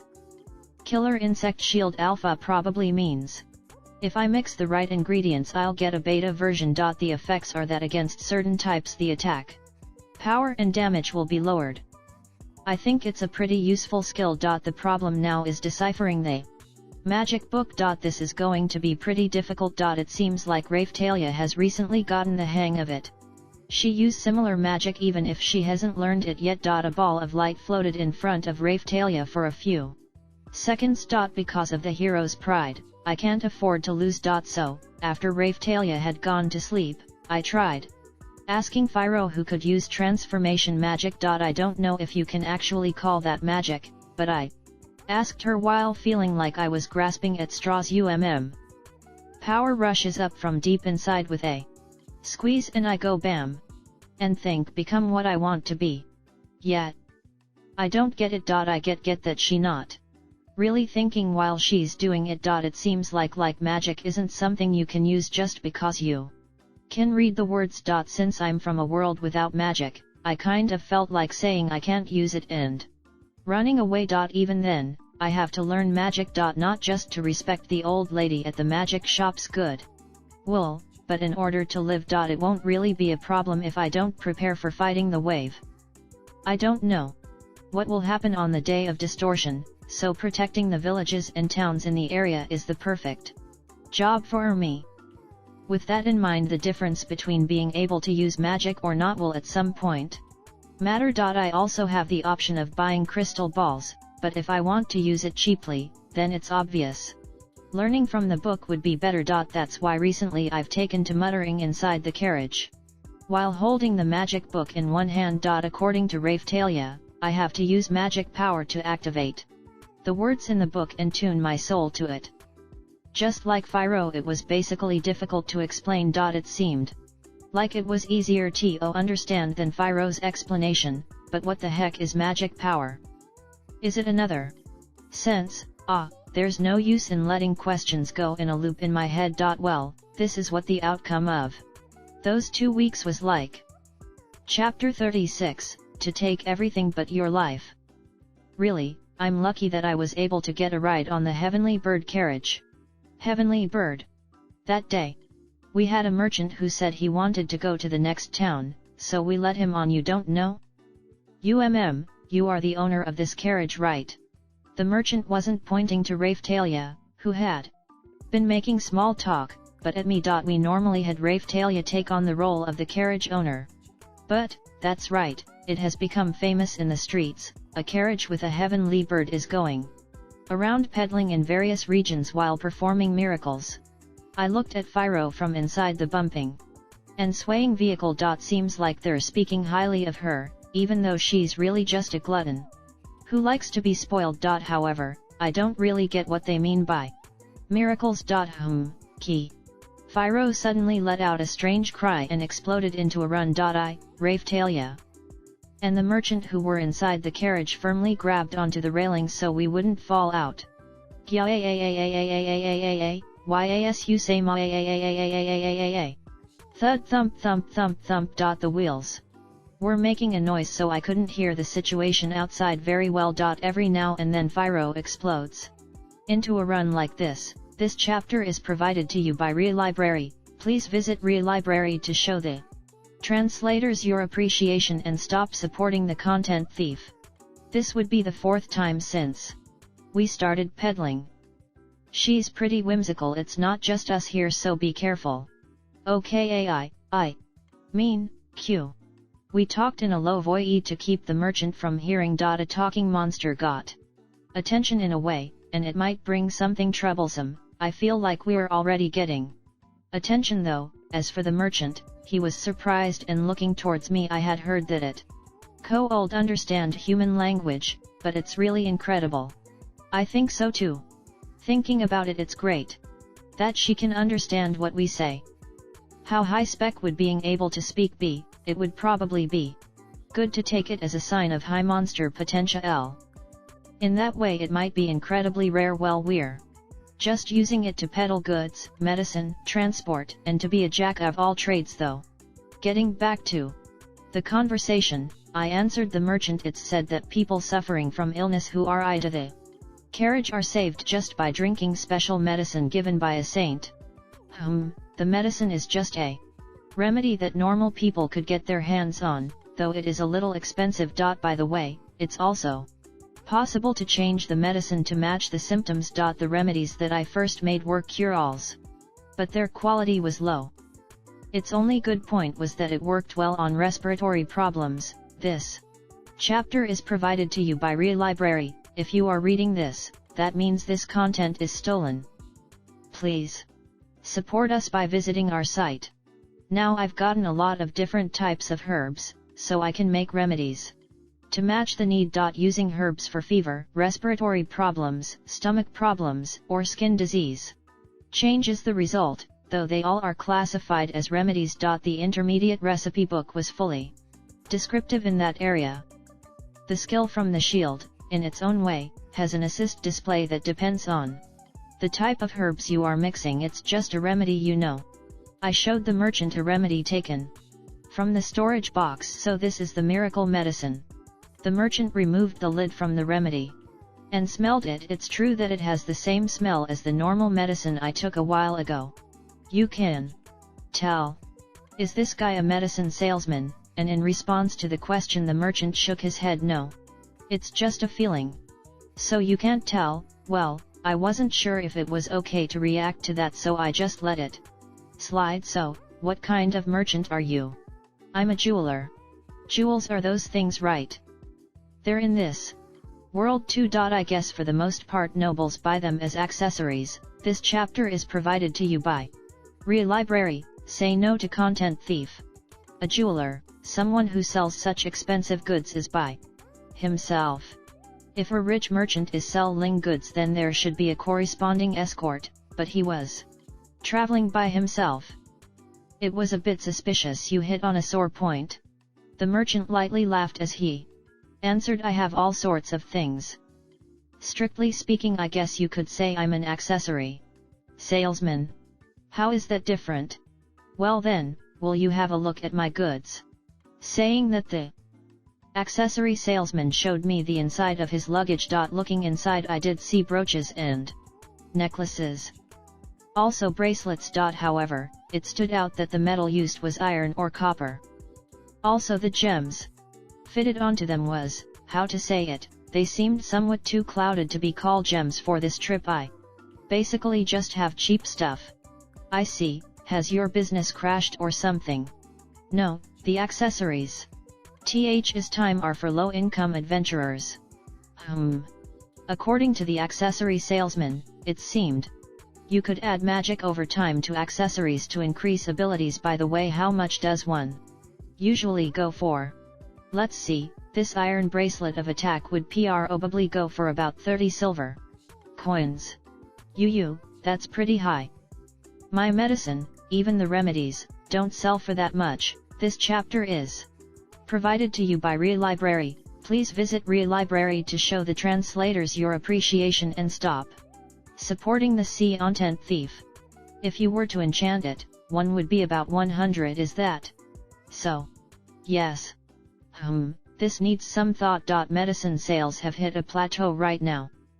We're managing to pretty much sell out our stock, but we also have to buy herbs, so the profit isn't that great. Collecting each and every one isn't working in this situation. Before we started peddling that might have been good, but collecting and making it lacks efficiency. Is crafting them good for things like that? Let's see, it's fine for making the shape, but next I'm going to get them enchanted. If you add that in, I don't know if you could call it crafting. I see, first you make the shape, and then when you enchant it with magic, the effect shows up for the first time. Enchanting, this is tricky. Its own unpleasant, I guess you could say. It also shows up in the medicine preparations every now and then. It's in the recipes for magic water and spirit healing water quite a lot. This means that if you can't use magic, then you can't make them. That was pretty informative, thanks. No, thank you, Master, something's coming. Fyro let out a somewhat tense voice and, keeping me in mind, came to a stop. Raphtalia and I come out of the suddenly stopped carriage to confirm the situation. And then human shapes appeared from deep within the woods. Every one of them was carrying a weapon, and their attitude was the exact opposite of a warm welcome as they came towards us. Their clothes were pretty sparse, but they each were wearing armor and seemed savage. No matter how you looked at them, they seemed like some kind of bandits, thieves. The accessory salesman screamed in a panicked voice, he, you guys, leave everything of value. I was kind of amazed at how cliched that was. Isn't this situation off? There's only meaning in ambushes if you keep quiet while doing it. Fyro noticed them already, so they just went ahead and attacked. Their faces seem like they're looking down on us and think they've won too. We know about it. That carriage has a jeweler on it. The thieves raved at us. I looked at the accessory salesman inside the carriage. Didn't you say that you didn't have anything valuable?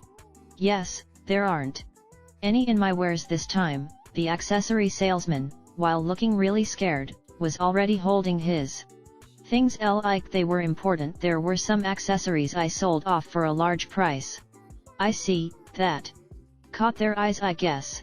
I've let on a troublesome customer I saved on escort expenses because I didn't think a merchant traveling for personal reasons without any expensive goods would be attacked. You're pretty stupid, huh?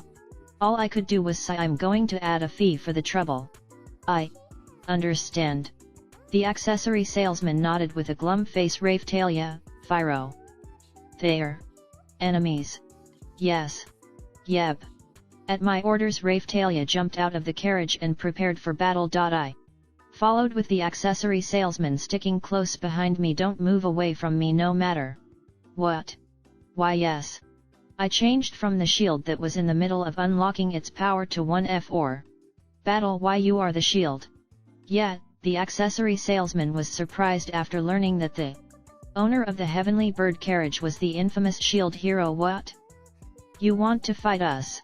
Yeah, I have to put out the sparks coming down one, after all, I answered while glaring at the thieves. The important part of this battle is to make sure the enemy doesn't achieve their goal. In other words, I have to make sure they can't steal the stuff the accessory salesman is carrying. Raphtalia, Fyro, can you do it?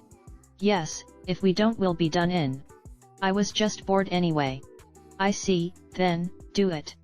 At the same time I gave my order, the thieves brandished their weapons and started to attack. Looking at them, it felt like there were a little over 15 enemies.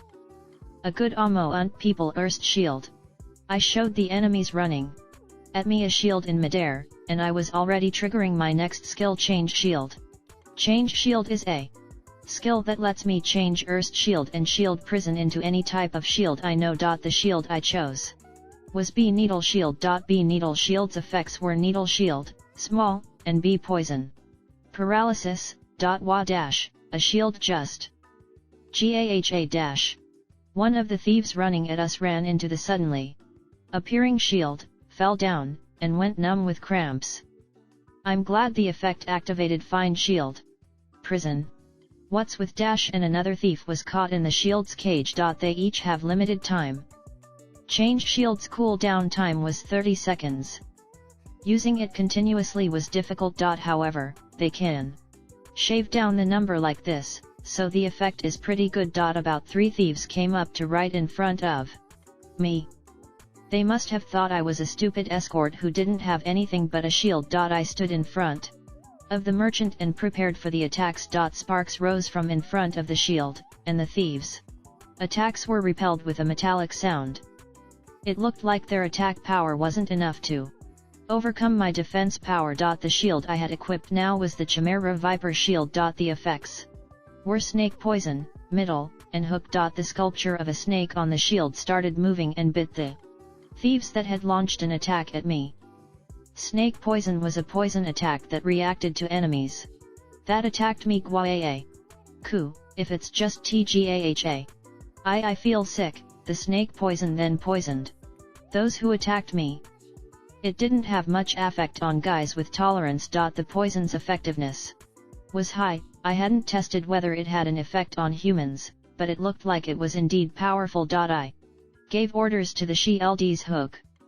The snake sculpture on the shield lifted up one of the thieves. This hook effect doesn't have an attack power, but its range is 2 meters.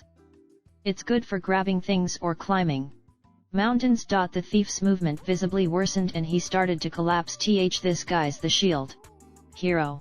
A wave of tension ran through the thieves. I guess they just noticed that they ran into the hero, who's famously twisted in this country. However, it's too late now.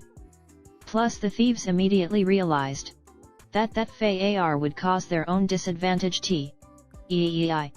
Raphtalia used her sword and cut into a thief when he showed this opening. He took it on his defenses, but Raphtalia's slice must have been strong since he was blasted away, hit his head, and collapsed. As for Fyro, she was running around them at high speed, kicking one, then another, into the air with her strong legs.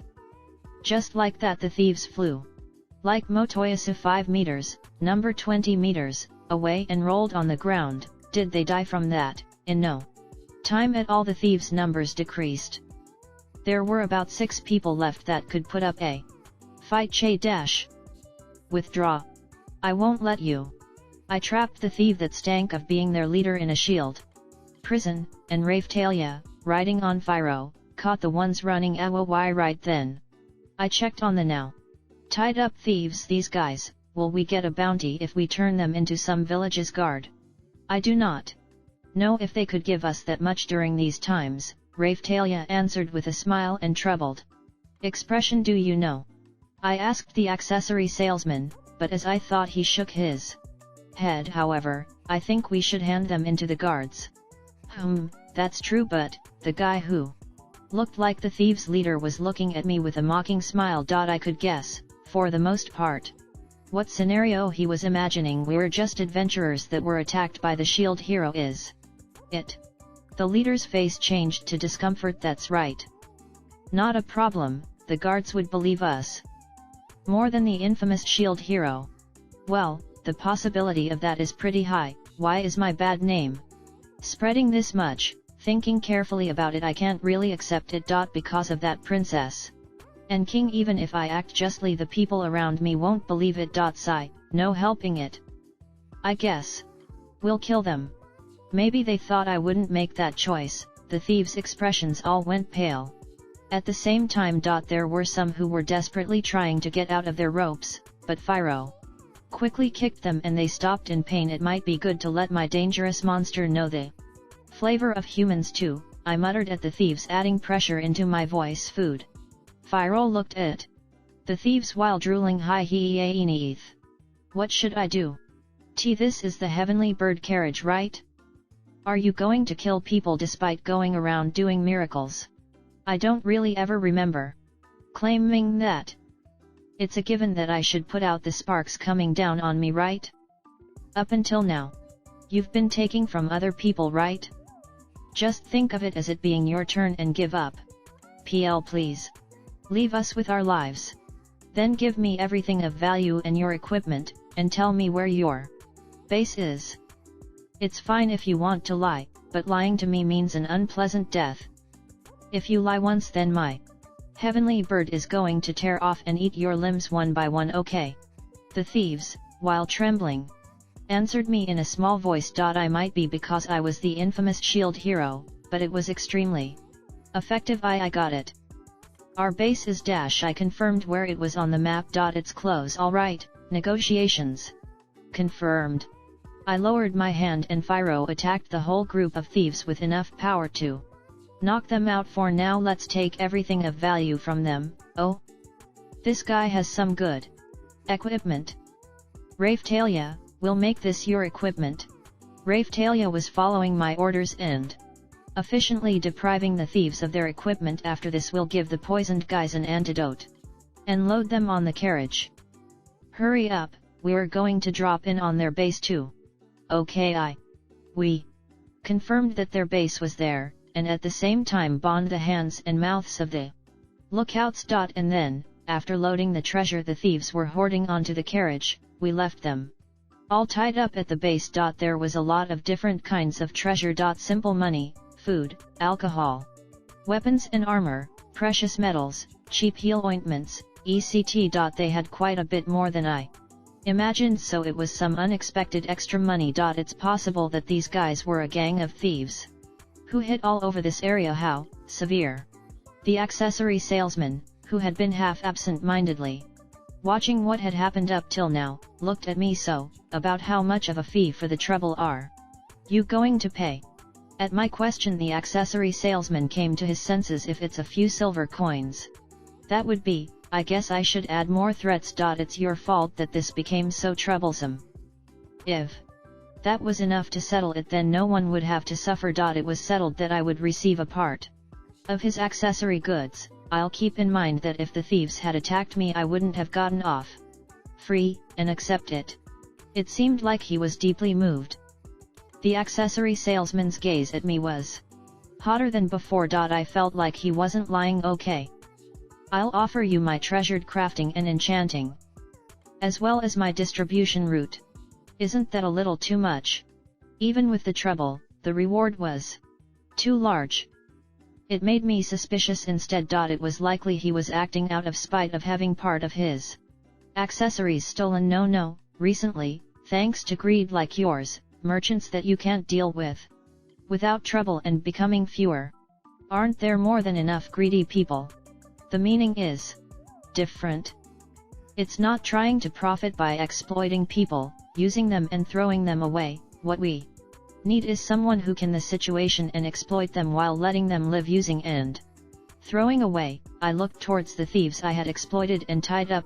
They might have been doing well since they were wearing good clothes, so I took those along with their equipment. But, although it was what they deserved, it definitely felt like they were people who had had everything stolen. Even though I left them like that, they had tried to steal both our valuables and our lives. However, you compromised and left them with their lives, just stealing all they had. They are those with lives, even though it was a given they would be killed. Compared to what they would do to you, it was the best outcome for them. Well, thanks to my bad name, it was pretty possible that the guards would have believed their claim. There was also the possible they wouldn't, though they spent their entire fortune to buy their lives from you. You can look at it that way, but, also, after they restore their equipment, You can exploit them again when they come to take revenge. The accessory salesman was cruelly smiling. What's with this guy? I starting to see him as pretty disgusting. Well, I'll let you off at the next city. No, I'm going to teach you a lot. Until I finish I won't leave. What exactly does this accessory salesman intend to teach me? I'm worried because he seems oddly motivated. Anyway, like this we continued peddling with the treasure stolen from the thieves, warming our hearts. It doesn't really matter, but it seems like there was a group of merchants who sold the information that the accessory salesman was riding on our carriage to those thieves, but later it seems they were purged. Chapter 37, Magical Study. After that we continued peddling, and for some reason the accessory salesman stayed with us. I was getting a transportation fee, so I didn't complain, but I couldn't get why he was doing this. It seems the incident with the thieves made him really like me. The accessory salesman revealed what he was and said that he wouldn't stop lecturing me until he got off the carriage. Incredibly, his objective was to go around and learn the faces of the peddlers invading this area, and give a warning to them after riding with them. He was an assassin for the Merchant Association. During that he saw my quality and wanted to polish me, or something. On top of that, the accessory salesman held quite a bit of power in the association. On the surface he was kind, but he was famous for not taking disciples or teaching things to others. I found out when a merchant I met later complained to me about it. As for what he taught me, first was how to obtain jewels and things to work them with. The accessory salesman introduced me to an acquaintance of his at a mine for this. Next was how to work precious metals into accessories. It seemed like there were a lot of different elaborate designs that he was working on now. I myself am an otaku when it comes to drawings, so I had some knowledge for this. When I tried making something that felt like the design, he liked it. He also sold me tools for crafting cheaply. There was a magical tool used for fuel that only existed in this world. It was a magical stone similar to coal. As expected, the shield reacted to it. It was pretty pricey, so I couldn't go about absorbing it. There were a few things that looked like what you would call rock polishers and burners in my world. They were used to make accessories. He said that it was common sense to take iron or other hard metals to a forge and make them into molds. Well, after doing this much I was able to make it correctly thanks to my crafting skill. And the main part started here. Working on enchantments. As I thought you needed to be able to use magic to do this. I was growling at the spell book in one of my hands after being unable to perform magic when the accessory salesman called out to me, "Can you not use magic, Hiro-sama?" Yeah, my subordinates said that I have to tune my magic power, but I doing really get what magic power is. I understand, that's what it was. This chapter is provided to you by Relibrary. Please visit Relibrary to show the translators your appreciation and stop supporting the content thief. For some reason, the accessory salesman pulled something out of his breast pocket that looked like small and transparent shards and brought them to me. What's this? The fragment of a certain rare ore. It is expensive. You are able to read the language correct? Kind of, if it's something easy. If you spend almost a month touching on and seriously working with this world's letters, then you'll start learning them. I still can't read difficult wording, but I'd become able to read easy things. The what's left is just magic practice. If you can just feel the magic, that will be enough. That's something that's pretty difficult you just said. While thinking that, I rolled the shards he passed me about in my hands. The shards slowly began to glow. It was like, how to say it? There was another hand in myself that I hadn't know about until now, and I guess it felt like it had started to move. There was an organ that had been with me without my knowing it, and right now I was confronted with its existence. That's how it felt. It was like a bird who didn't know how to fly flapping its wings for the first time. It kind of feels weird. In truth, you can feel magic without using something like this, but it seems you grew up without knowing it. so I thought I would test it out. It looks like it was a success. I see. This chapter is provided to you by Real Library. If you are reading this, that means this content is stolen. Please support us by visiting our site. I am now conscious of another arm called Magic Power. I open to the part of the magic book which I have already deciphered. The letter begins to shine. This is a magic engraved by me and only usable by me. Neofumi, I am the hero of the shield who command the origin of power. I have read and deciphered a law of nature. May the power of nature defend me. Neofumi, fast guard. A target mark appears in my view.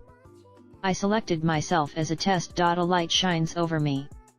Then I check my status and it seems to have risen. Neofumi, oh, Neofumi, I seem to have learned it somehow. Well then, teach me some magic. The accessory merchant disregarded my excitement and begins another lecture. Though it wasn't that draining to use such a spell.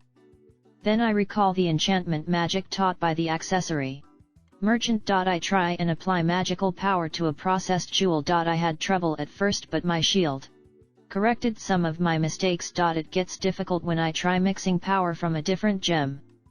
Also I seem to be able to draw out magical power from medicine and apply it. Accessory merchant, well, that's the basics. Please keep improving and apply it to your business afterwards. The accessory merchant gets of the carriage and heads off. Thus, I learn how to craft something besides medicine. Because it is necessary to use ores, when we arrived at a mining town, I started mining immediately. Owner, is that an introduction letter? The coal mine owner asked in surprise when I showed him the accessory merchant's letter of introduction. Owner, this is certainly a letter from him. How did you manage to get something from someone so stingy? Neofumi, what do you mean? Apparently the accessory merchant is a very stingy person. This chapter is provided to you by Real Library. Say no to content thief. The owner of the coal mines was suspicious when I appeared with a letter of introduction from that Scrooge, but was shocked when it was the real thing. Owner, since the letter is real, how much do you want to buy? Since you have the letter, I'll be flexible. Neofumi, may I mine it myself? It would be cheaper. Owner, well, that's fine, take whatever you mine. I left the business to Raphtalia and Phiro as I head to a cave with my pickaxe. I'm interested in the mining skill. The sound of pickaxe striking stone echoes through the cave. To be honest, it's quite noisy and the air is hot and stuffy. As expected of a different world, a crystal is exposed on the wall and shines. Owner, this cave is safe unless there are extreme circumstances, so there are no problems wherever you may want to dig. However, the risk of collapse is not zero. I was guided to several places within the mine by the coal mine owner. As I raise the pickaxe slowly, a crosshair emerges on the wall. What do I strike? There, Neofumi, I swing the pickaxe down with momentum. With a clang, a crack emerges from the wall. The crack spreads and the wall falls apart. Owner, whoa. That was a very fragile wall. Neofumi. The coal mine owner looked at me as if I'm crazy. Owner, that hard bedrock. In one strike. That was hard. Due to the mining skill, walls collapse whenever I swing and ores were collected at a terrifying pace. But there are still walls that I can't collapse no matter what. Maybe it's because of my low skill level. Neofumi, well, I'll just work with this. Owner, oh okay. I filled a bag with gemstones and leave quickly. This chapter is provided to you by Real Library. Please visit Real Library to show the translators your appreciation and stop supporting the content thief. By the way, gemstones were even able to be found near the entrance of the mine. I just had to dig near a few mulberry trees. It is surprisingly easy to find in the neighborhood. Although the uncut stones close to the surface seems to be of a lower quality for magic. According to my knowledge of my world, there seems to be a famous place where jewels were dug up simply by digging in the field. Even though this is a different world, I believed the good quality gems will be buried deep underground. Ruby bracelet was made, quality, good. High quality. Even though I originally made that as a trial, it seems to have turned out well. I also tried to imbue the bracelet with magic. Ruby bracelet, fire resistance plus, quality, high quality. Normal UG.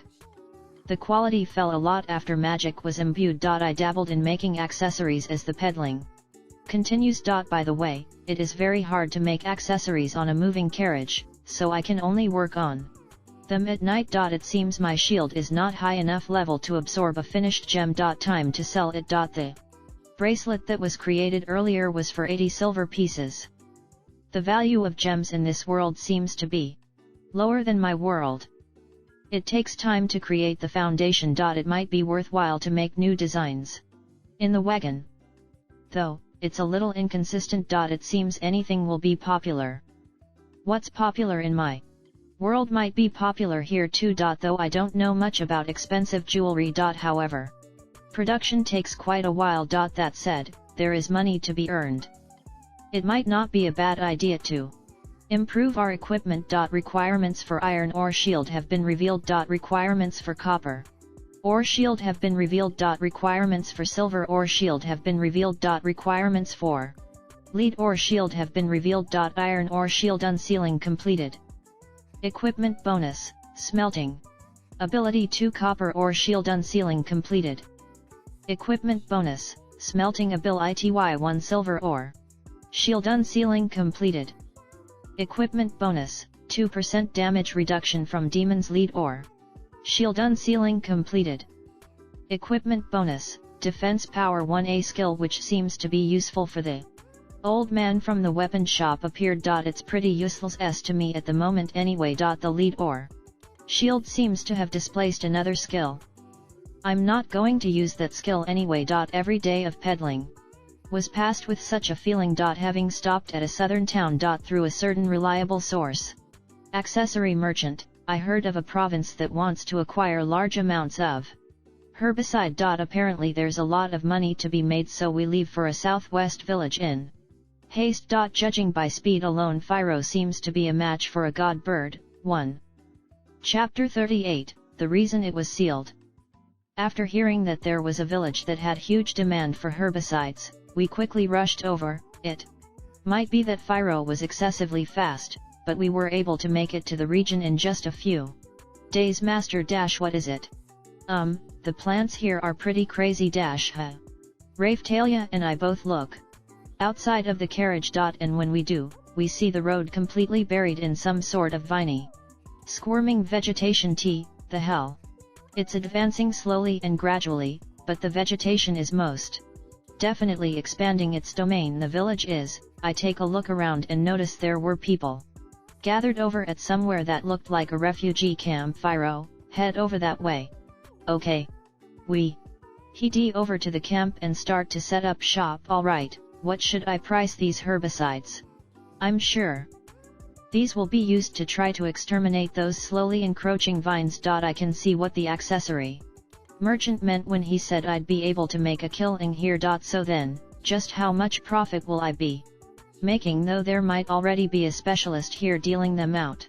This chapter is provided to you by Re Library. Please visit Re Library to show the translators your appreciation and stop supporting the content thief. You might be right. I get out of the carriage to try and gather some information. On a side note, I changed my shield into book shield. I then turned the shield around to make it look like I was just any old peddler holding a book. By shifting my shield to something that doesn't really stand out, I can hide my identity as the shield hero I came by, since I heard I can sell herbicides for a good price here. I asked someone at the camp who looked like they had some authority. Oh, a trader. It would definitely help. He responded quickly as if he was waiting for me. But what exactly is going on here? I inquire as I look towards the invading flora. What exactly? Our village was hit by a famine. Now that I think about it, I did hear of a rumor along those lines. But didn't Motoyasu handle that? However, we requested aid from the spear hero, and he returned with a miracle seed that has been sealed since ancient times. While it did resolve our famine, that can't be the miracle seed, can it? I look towards the encroaching vines. Now that I observe carefully, there are fruits and other vegetable produce stemming from the vines. It doesn't seem like this camp is having any issues with food, and there aren't any food relief aids in sight. The vines also apparently have potatoes, as I notice some farmers approaching the vines and digging them out. In other words, the villagers have no trouble whatsoever with food, but because the plants are growing out of control, they've been driven out of their homes. RYOU retarded. This chapter is provided to you by Real Library. If you are reading this, that means this content is stolen. Please support us by visiting our site. I'm thinking about it. The seed was sealed, was it not? There has to be good reason for it to have been sealed, or they would have just ignored it and let it go. So what the hell was Motoyasu thinking? Also, it's not an issue outside of the growth, but when you're inside where the village is at, some of the plants have transformed into monsters. Oh, so the plants can evolve. Are you retarded? Why must I feel this way in such a short span of time? Seriously, that guy Motoyasu is a genius at rustling my jimmies, and that's why you guys need herbicide. Yes. Since they're farmers, I'm sure they know about plant and weed control. At first we were overjoyed with all the harvest we were getting. But then it started growing from the fields to our homes. We tried our best to weed it out, but it just grew too fast. By the way, when did this happen? It wasn't an issue 2 weeks after the hero left. But ever since 2 weeks ago, I see. Have you tried reporting this to the kingdom? We have. But since the heroes are all so busy, it would take some time before they arrive, it seems. So we're just trying to stop it from spreading further with herbicide. Ha! Before I knew it, I let out a sigh. Have you tried just lighting it all on fire? We've tried everything we can think of. This chapter is provided to you by Real Library. Say no to content thief. Oh, so you guys already did. I'm sure they've also called to adventurers for help. I take a look around and see people with weapons who were clearly not villagers. A scream comes out from the village. What's going on? Some adventurers said they were going to go in to try and raise their level. I tried to stop them, but they didn't listen. That scream might have been coming from them. The villager says that as if he's given up on them. Damn it. Phiro. UP. I point towards the village, and Phiro, who was stuffing her face with the produce from the plants, rushes in. She then busts out of the verdure outgrowth, shouldering 3 adventurers who were in tatters. What's it look like inside? There were plant monsters inside creeping about. There were some pretty interesting ones that spat out poison and acid. These guys here sure are dumb going in there when they're so weak. You didn't need to mention that last bit. Fianny. The villager was flabbergasted at Phiro's fluent speech. Are you the rumored saint who rides a carriage drawn by the holy bird? The villager now asks me, covering my hands with his own. Well, I don't know about a saint, but I am the owner of a carriage and a bird. This chapter is provided to you by Real Library. Please visit Real Library to show the translators your appreciation and stop supporting the content thief. Please. If you can, please help us. There are some people here who have been infested by the plants. So some of them have parasitic capabilities. With a remedy and herbicide in one hand, I'm lead into a tent. Inside I see some people laid down with half of their bodies blighted by plants. I don't know if I'll actually be able to cure them though. But I don't run a charity here, so you better make sure you pay the treatment fee. It was barely audible, but I could hear people around lamenting in a low voice, if only the spear hero didn't come here. It made me a bit giddy. In any case, I go to the nearest patient, who was a sleeping child that had troubled breathing, and had him drink some medicine. A dim light appears, and The child's breathing returns to normal. I then spread the herbicide along the diseased areas. The child looked to be in a bit of pain, but the plants that were ailing him began to wither away and scatter about. What resulted seemed to be a full recovery. Oh, as expected of Saint Sama. Voices of admiration start flowing out. I continue on to the other patients, feeding them the medicine and applying the herbicide. After I finished treating everyone, the air around the camp seemed to lighten up a bit for some reason. Well, even if it's not that major, I guess good news would tend to brighten up the mood. Thank you so much. The people here give me their gratitude, give me my treatment fee. I charge them a tad bit above the market price. I gotta be careful here. Since they've already requested aid from the kingdom, there's a very high risk that I'll end up seeing one of the other heroes. If that happens, then there's a good chance that these guys here will instead look to me in aversion. The villagers are now giving me their money with smiles on their faces. Well then, I'll be here selling herbicides now. After that, I'll be off, as I'll no longer have any business here. Ah! Saint Sama, if you can, could you please save our village? The hell? Why don't you go ask one of the country's heroes? But, ugh! The villagers are now gathering around and begging me as if in prayer. I'm not the type of guy that would do anything so long as they ask. On top of that, I have no obligation to help them. I refuse. Please. If it's money, we can gather some. You pay me in advance. And after, no matter what happens, don't come crying about it.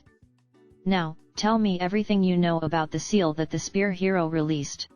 At my response, the villagers began to pull money out of their own pockets and amassed their funds. In the meantime, I try to gather as much information as possible. According to what they were told, sealed inside of the nearby ruins was the seed of a certain type of plant, and protecting it was a powerful guardian. Really, did you guys not have any doubts considering there was a guardian protecting this seed? I had an almost uncontrollable urge to scream that out, but somehow I was able to restrain myself. And that's all could get from the spear heroes. Motoyasu's story. From what I got from questioning the villagers, long ago this region used to be the stronghold of an alchemist, and it was said that his one masterpiece was sealed here. And some other details saying that some time ago, this whole area was under the domination of plants or something like that. If you had legends like that, don't go around undoing seals. Did no one really stop to consider? Everyone averted their gazes at the same time. I'm sure they thought it was safe since a hero brought it to them after all. It doesn't seem like I can find any more useful information besides that. And while we had these discussions, the funds have finished collecting. This is quite the sum of cash. Since they paid up front, I can get away with showing my identity now. Understood. I'll see what I can do. I then change my shield into one meant for combat, the Chimera Viper Shield T, the shield hero. I ignore the voices of the villagers and head toward the mass of vines. Behind me follow Raphtalia and Phiro. I tie the ample bag of money I received to my hip, and walk down the road rife with the encroaching vegetation. Chapter 39. Plant Invasion. Neofumi, Raphtalia, Phiro, be careful. Now then, the enemy is coming with a plant. According to my vast knowledge of medical herbs, the plant in front is quite unique. Various ripe fruits could be found from the vines and potatoes could be seen on the root. That's not all, apparently it also has the ability to spit poison and attach parasites to the human body. Is the herbicide even going to be effective? Physically beating it up doesn't seem to be a good plan either. It attacked us with vines as it advanced. Raphtalia, ha! Phiro, yat! Raphtalia and Phiro each cut down some vines. But, we have already been surrounded by them. Might as well try magic. Neofumi, I am the hero of the shield who commands the origin of power. I have read and deciphered a law of nature. May the power of nature defend me. Neofumi, fast guard. I applied defensive magic on Raphtalia and Pyro. This magic improved the target's defense by a percentage. It is a support magic that shines when the target has high defense. Raphtalia, thank you Naofumi-sama. Pyro, thanks. The pair thanks me as they continue to decimate the attacking vines. Although we are destroying plants left and right, it's still hard to advance. It's got to be that. To clear a path, we must use some strong magic. I guess our only choice is to withdraw for now. But at least, we'll annihilate the enemies here. There is a high chance that a strong demon is lurking within the village. According to the stories that have been passed down, there is no surefire way to exterminate the plants. Then a full frontal assault would be impossible. There has to be another way. Due to the vines lacking in attack power, my progress should be unimpeded. Naofumi anyway, I'll investigate myself first. Raphtalia, okay. Pyro, okay. I started running towards the root of the plants in the center of the village. It's overflowing with plant demons. Though, this level is still manageable by the three of us. However, I'm quite uneasy about Raphtalia and Pyro's defense. Naofumi, The names of the demons are Bioplant, Plantrawi, and Mandaragora. Bioplant is the general name for all the common plants. Plantrawi is a demon in the shape of a human, made of vines. Mandaragora seems to be an immobile plant fortress. According to Pyro, the Plantrawi scatters poison pollen the big flower on top of its head. The Mandaragora sprays acid from a vine to weaken and drag in its prey. Bioplant is the demon that is producing these two. Occasionally, a vine swells up and these demons burst from within. I smile in satisfaction as the herbicide withers these demons. It seems the shield does not consider scattering herbicide an attack. Is it because these are just really aggressive plants and not actually demons? I wonder what the criteria is. Is it the same principle as sprinkling holy water and recovery magic on zombie-type monsters? There is also the fact that my medicine can cure the parasitic state to consider. I don't understand. Perhaps the parasites are pathogens and my treatment medicine is effective against sicknesses. Naofumi, so what do we do? Plantrawi and vines continued to attack me meaninglessly. The attacks themselves do nothing, but my nose is slightly stuffed because of the poison. The acid is also troublesome. It seems to be very effective in lowering the defensive status.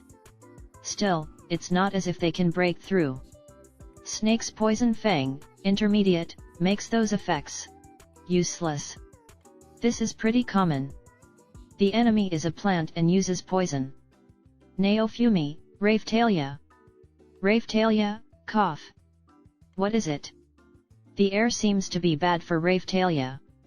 Raphtalia's respiratory system was damaged before. Although she is cured, it might still be weak. Naofumi, here, take this herbicide just in case. Raphtalia, okay. I throw some herbicide to Raphtalia. I hope it will be useful in an emergency. Raphtalia is caught by vines and it looks like she's about to be violated. The ways these vines wriggle about remind me of heroines from an Iraj. Raphtalia, Naofumi-sama. Raphtalia, you're thinking of something quite rude, aren't you? However, when the vines wrap around Raphtalia, she tears them apart calmly. Unexpectedly, it seems like they have no durability. Raphtalia, Naofumi-sama? Let's hurry up and go. Naofumi, oh okay. When I arrived at the center of the village earlier, I saw a gigantic tree. No wait, if I look carefully, that's a giant vine. Naofumi, that seems to be the main body. Suddenly, huge eyes appeared on the trunk and stared at us. Monster. That's creepy. But, that is the main body. Pyro, Master Pyro's going in. Pyro does a running jump onto an eyeball from the main body. However, she is intercepted by a giant vine. Pyro, ei. Pyro kicks the vine mid-air, using it as a foothold, but the distance she gained is insufficient. Fyro, Master. Naofumi, I know. Air Strike Shield. I used Air Strike Shield on where Fyro was falling to let her use it as footing. Fyro jumped off the shield and straight for the eyeball again. Fyro, Bisha. With a squish, Fyro kicked the eyeball. That was pretty gross. Monster. The earth shakes as the vines tremble in rage. Is it still not dead even after the eyeball was destroyed? What happened? Naofumi, it's not falling over. Raphtalia, I noticed. With a grotesque sound, the eyeball regenerated. At the same time, I spotted a plant seed in the middle of the eyeball. Naofumi, Raphtalia, Fyro. The main body is within that eyeball. Pour the herbicide in it. The cooldown time is over. I can use Air Strike Shield again. By the way, Plantrui and Mandaragora were attacking me together. But it does nothing, so I can take it forever. Naofumi, I understand. Fyro, Roger. Raphtalia jumps onto Fyro's back while approaching the regenerating eyeball. The eyeball must have registered them as the highest priority threat and unleashed a rain of vines at them. Naofumi, Shield Prison. I used the cage formed from Shield Prison to protect both of them. The shield will stay in the air, unless an attack is strong enough to break through. Effective time is 15 seconds. Meanwhile, the vines are bouncing off the prison. Oops. Vines surrounded the prison. After 15 seconds, the prison disperses. At that moment, I cast Air Strike Shield under Fyro to be used as a foothold. Raphtalia, Raphtalia's sword flashes and the vines surrounding Fyro was cut down. The vines were cut beautifully and Fyro succeed in jumping off the shield. She kicked the eyeball twice. Monster. The eyeball's movements have stopped to repair itself. By taking advantage of this chance, Raphtalia spreads the herbicide over the eyeball's wounds. Monster. An enormous vibration which isn't exactly a voice spreads around the bio plant. Naofumi, did we do it? I don't even care that I death flagged myself, these attacks aren't even enough to make me itchy. However, the bio plant begins to move again. Raphtalia, I apologize. It seems I didn't spread the herbicide well enough. Naofumi, no, you did it properly. It seems the herbicide is not effective enough. There must be something we can do. Oh, that might work. Personally, applying medicine makes it more effective. I wonder what will happen if I apply the herbicide myself. Naofumi, well, it won't hurt to try that next. I ignored the enemies surrounding me and took out the herbicide with one hand.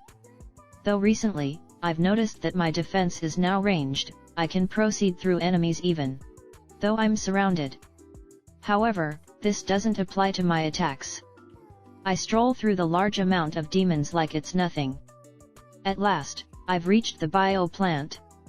Naofumi, the effect might increase even more if I apply the herbicide while riding Fyro. I scattered the herbicide on all its roots. Monster. The bio plant convulsed violently. It seems to be its death throes. The bio plant is dyed brown as its eyeballs dries up. With a poof, the whole thing started falling apart. The whole bio plant crumbles and we evacuate. Naofumi, oh. All the other demons started turning brown and withering. Everything is gone except for fruits that grew on their bodies and us left. And, where the bio plant used to be is a shiny seed. It would be dangerous to leave that here. Naofumi, I'll keep it for the time being. Maybe my shield can absorb it. Raphtalia, okay. Fyro, food. We were collecting seeds while Fyro stuffed herself with the remaining fruits and potatoes. Chapter 40. Selective breeding. Raphtalia, something like this. Naofumi, yeah, we should contact the village after this. Seed of Miracles. We who subjugated the bio plant, which was Motoya's failure, are currently collecting the seeds. I let my shield absorb any seeds that it reacted to. Requirements for Bio-Plant Shield have been revealed. Requirements for Plantrui Shield have been revealed. Requirements for Mandragora Shield have been revealed. Bio-Plant Shield. Unsealing completed. Equipment bonus, Plant Remodeling. Special effect, Hook. Plantrui Shield. Unsealing completed. Equipment bonus, Intermediate Compounding 2. Mandragora Shield. Unsealing completed. Equipment bonus, Plant Analysis. I've unlocked the plant skill tree for my shield. Although it's been unlocked, it still seems insufficient. Neofumi, Plant Remodeling. I switched to the Bio-Plant Shield and test out what plant remodeling does. An icon appeared over the seed that I look at. I fed some magic to the seed of a bio-plant that I picked up earlier. The seed floats in the air. Fertility 9. Productivity 9. Vitality 9. Immunity 4. Intelligence 1. Growth potential 9. Variability 9. Special ability. What is that? First of all, I'll lower everything. The window makes a beeping sound as the values decrease. All other statuses were decreased while increasing 1. Fertility 1. Productivity 1. Vitality 1. Immunity 1. Intelligence 1. Growth potential 43. Variability 1. Special ability. I don't understand. Well, all it has is growth powers. Is that even good? Oh, my MP decreases when I use this skill, it's almost empty. Raphtalia, Neofumi-sama. The modified bio-plant seed that I made was dropped by accident. Oh. The ground immediately becomes lush and green. But what? It grew in abundance for about 3 meters and then withered instantly. Raphtalia, what are you doing? Neofumi, I'm experimenting with plant remodeling using that seed. Raphtalia, please don't do something so dangerous. I was scolded by Raphtalia. Well, if it was someone else who did that, I would be angry too. But, this skill is really interesting. It seems I'll be able to make huge profits if I utilize it correctly. Raphtalia, Neofumi-sama, your smile looks rotten. Oops, did it show on my face? Neofumi, anyway, let's return to the village. Raphtalia, yet. We were greeted by silence as we walked out of the brown plant zone. Villager, thank you Hiro-sama. Humans work for profit. After I save the village I am welcomed gratefully. Well, it would be impossible to live in the village with all those dead plants. That day, we ended up cleaning all the withered plants. Even if the main body is destroyed, the fruit and potatoes remain. It seems there won't be a food shortage for a while. But I'm a little worried about the soil. Neofumi, aren't you going to return to a famine? Villager, well, that's very likely. In the near future, this village might be deserted. After thinking it through, I push forward my plant remodeling plan. I don't understand what special ability is yet. By looking at a seed, the plant analysis menu pops up. I equip the Mandragora shield and go to bed. The next morning, I change to the bio-plant shield and continue remodeling. Fertility 9. Productivity 9. Vitality 9. Immunity 4. Intelligence 1. Growth potential 9. Variability 9. Special ability. Upon death a seed is produced. Mutation range expansion. I see. This was the original ability of the bio-plants. Originally, it was made with the purpose of producing food, but due to its mutation ability, it became a demon. It might not be a bad idea to nip the problem at its root. Due to its low immunity the herbicide is effective. I check the special ability. Various items appeared. There are special instructions next to each item.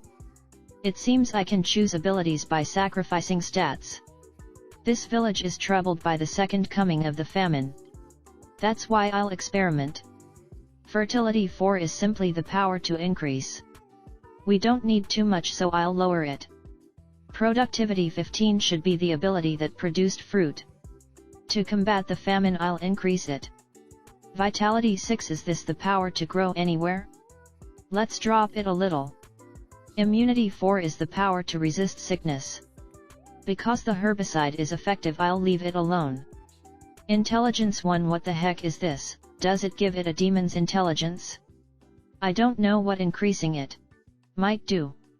Growth potential 15, the speed at which it grows. Let's increase this.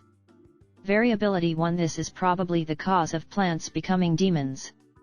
Special ability, I add in an ability that increases quality of crops and cancel the mutation ability.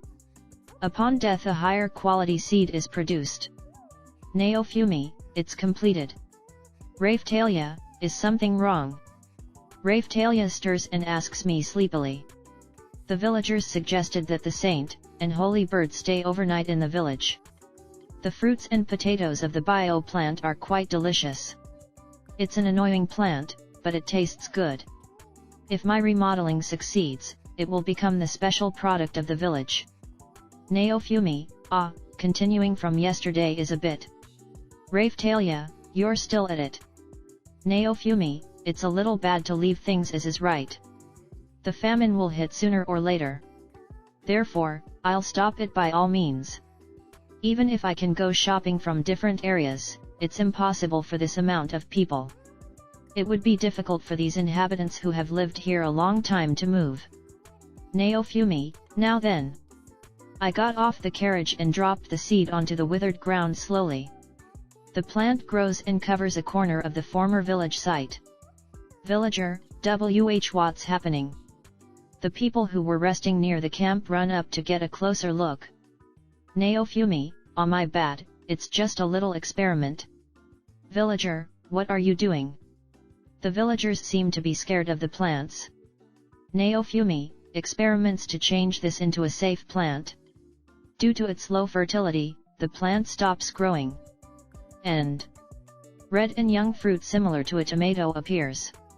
It seems the foundation for the plant is a tomato. Neofumi, I think that's a success. Villager, yet. Neofumi, whether or not you want to use it is up to you. Whether this was in vain or be an asset is in your hands. It seems the mutation range expansion and the variability status doesn't only change into demons, it also has the effect of producing various fruits and other plants. I sprinkled some herbicide to wither the plant. I hand the seed over to the feudal lord there. Neofumi, well we'll be on our way, bye bye. Phiro, who was already awake and stuffing herself with tomatoes, prepares to pull the carriage. Villager, please wait. Neofumi, what's up? Villager, we still haven't rewarded you yet. How abo dash? Neofumi, are you fellows having difficulty with stock processing, and going to push the problem on me? Villager, how about? My carriage has now become 4 vehicles. 3 of the carts were loaded with crops that came from the bio plant. It seems they were gifts along with the carts. I reluctantly received it because they presented it with a smile. After connecting the carts, Phiro pulls the carriage happily. Phiro, it's heavy and comfortable. As expected of a demon changed from a philo-real. The journey continues while the carriage shakes. Additionally, after I realized the herbicide could be used as a weapon, I went to play with treants. It seems to be effective only on plants which have a parasitic ability. I don't understand its standards. Perhaps there are no traces of any demons in the bio plant, it might be just a simple plant. Well, it's fine. With Raphtalia and Phiro, I don't have to worry about being attacked. Let's think of a way to use the food that cannot be eaten first. That reminds me. I heard a rumor about a famine up north. I should go sell there. Neofumi, let's depart for the north.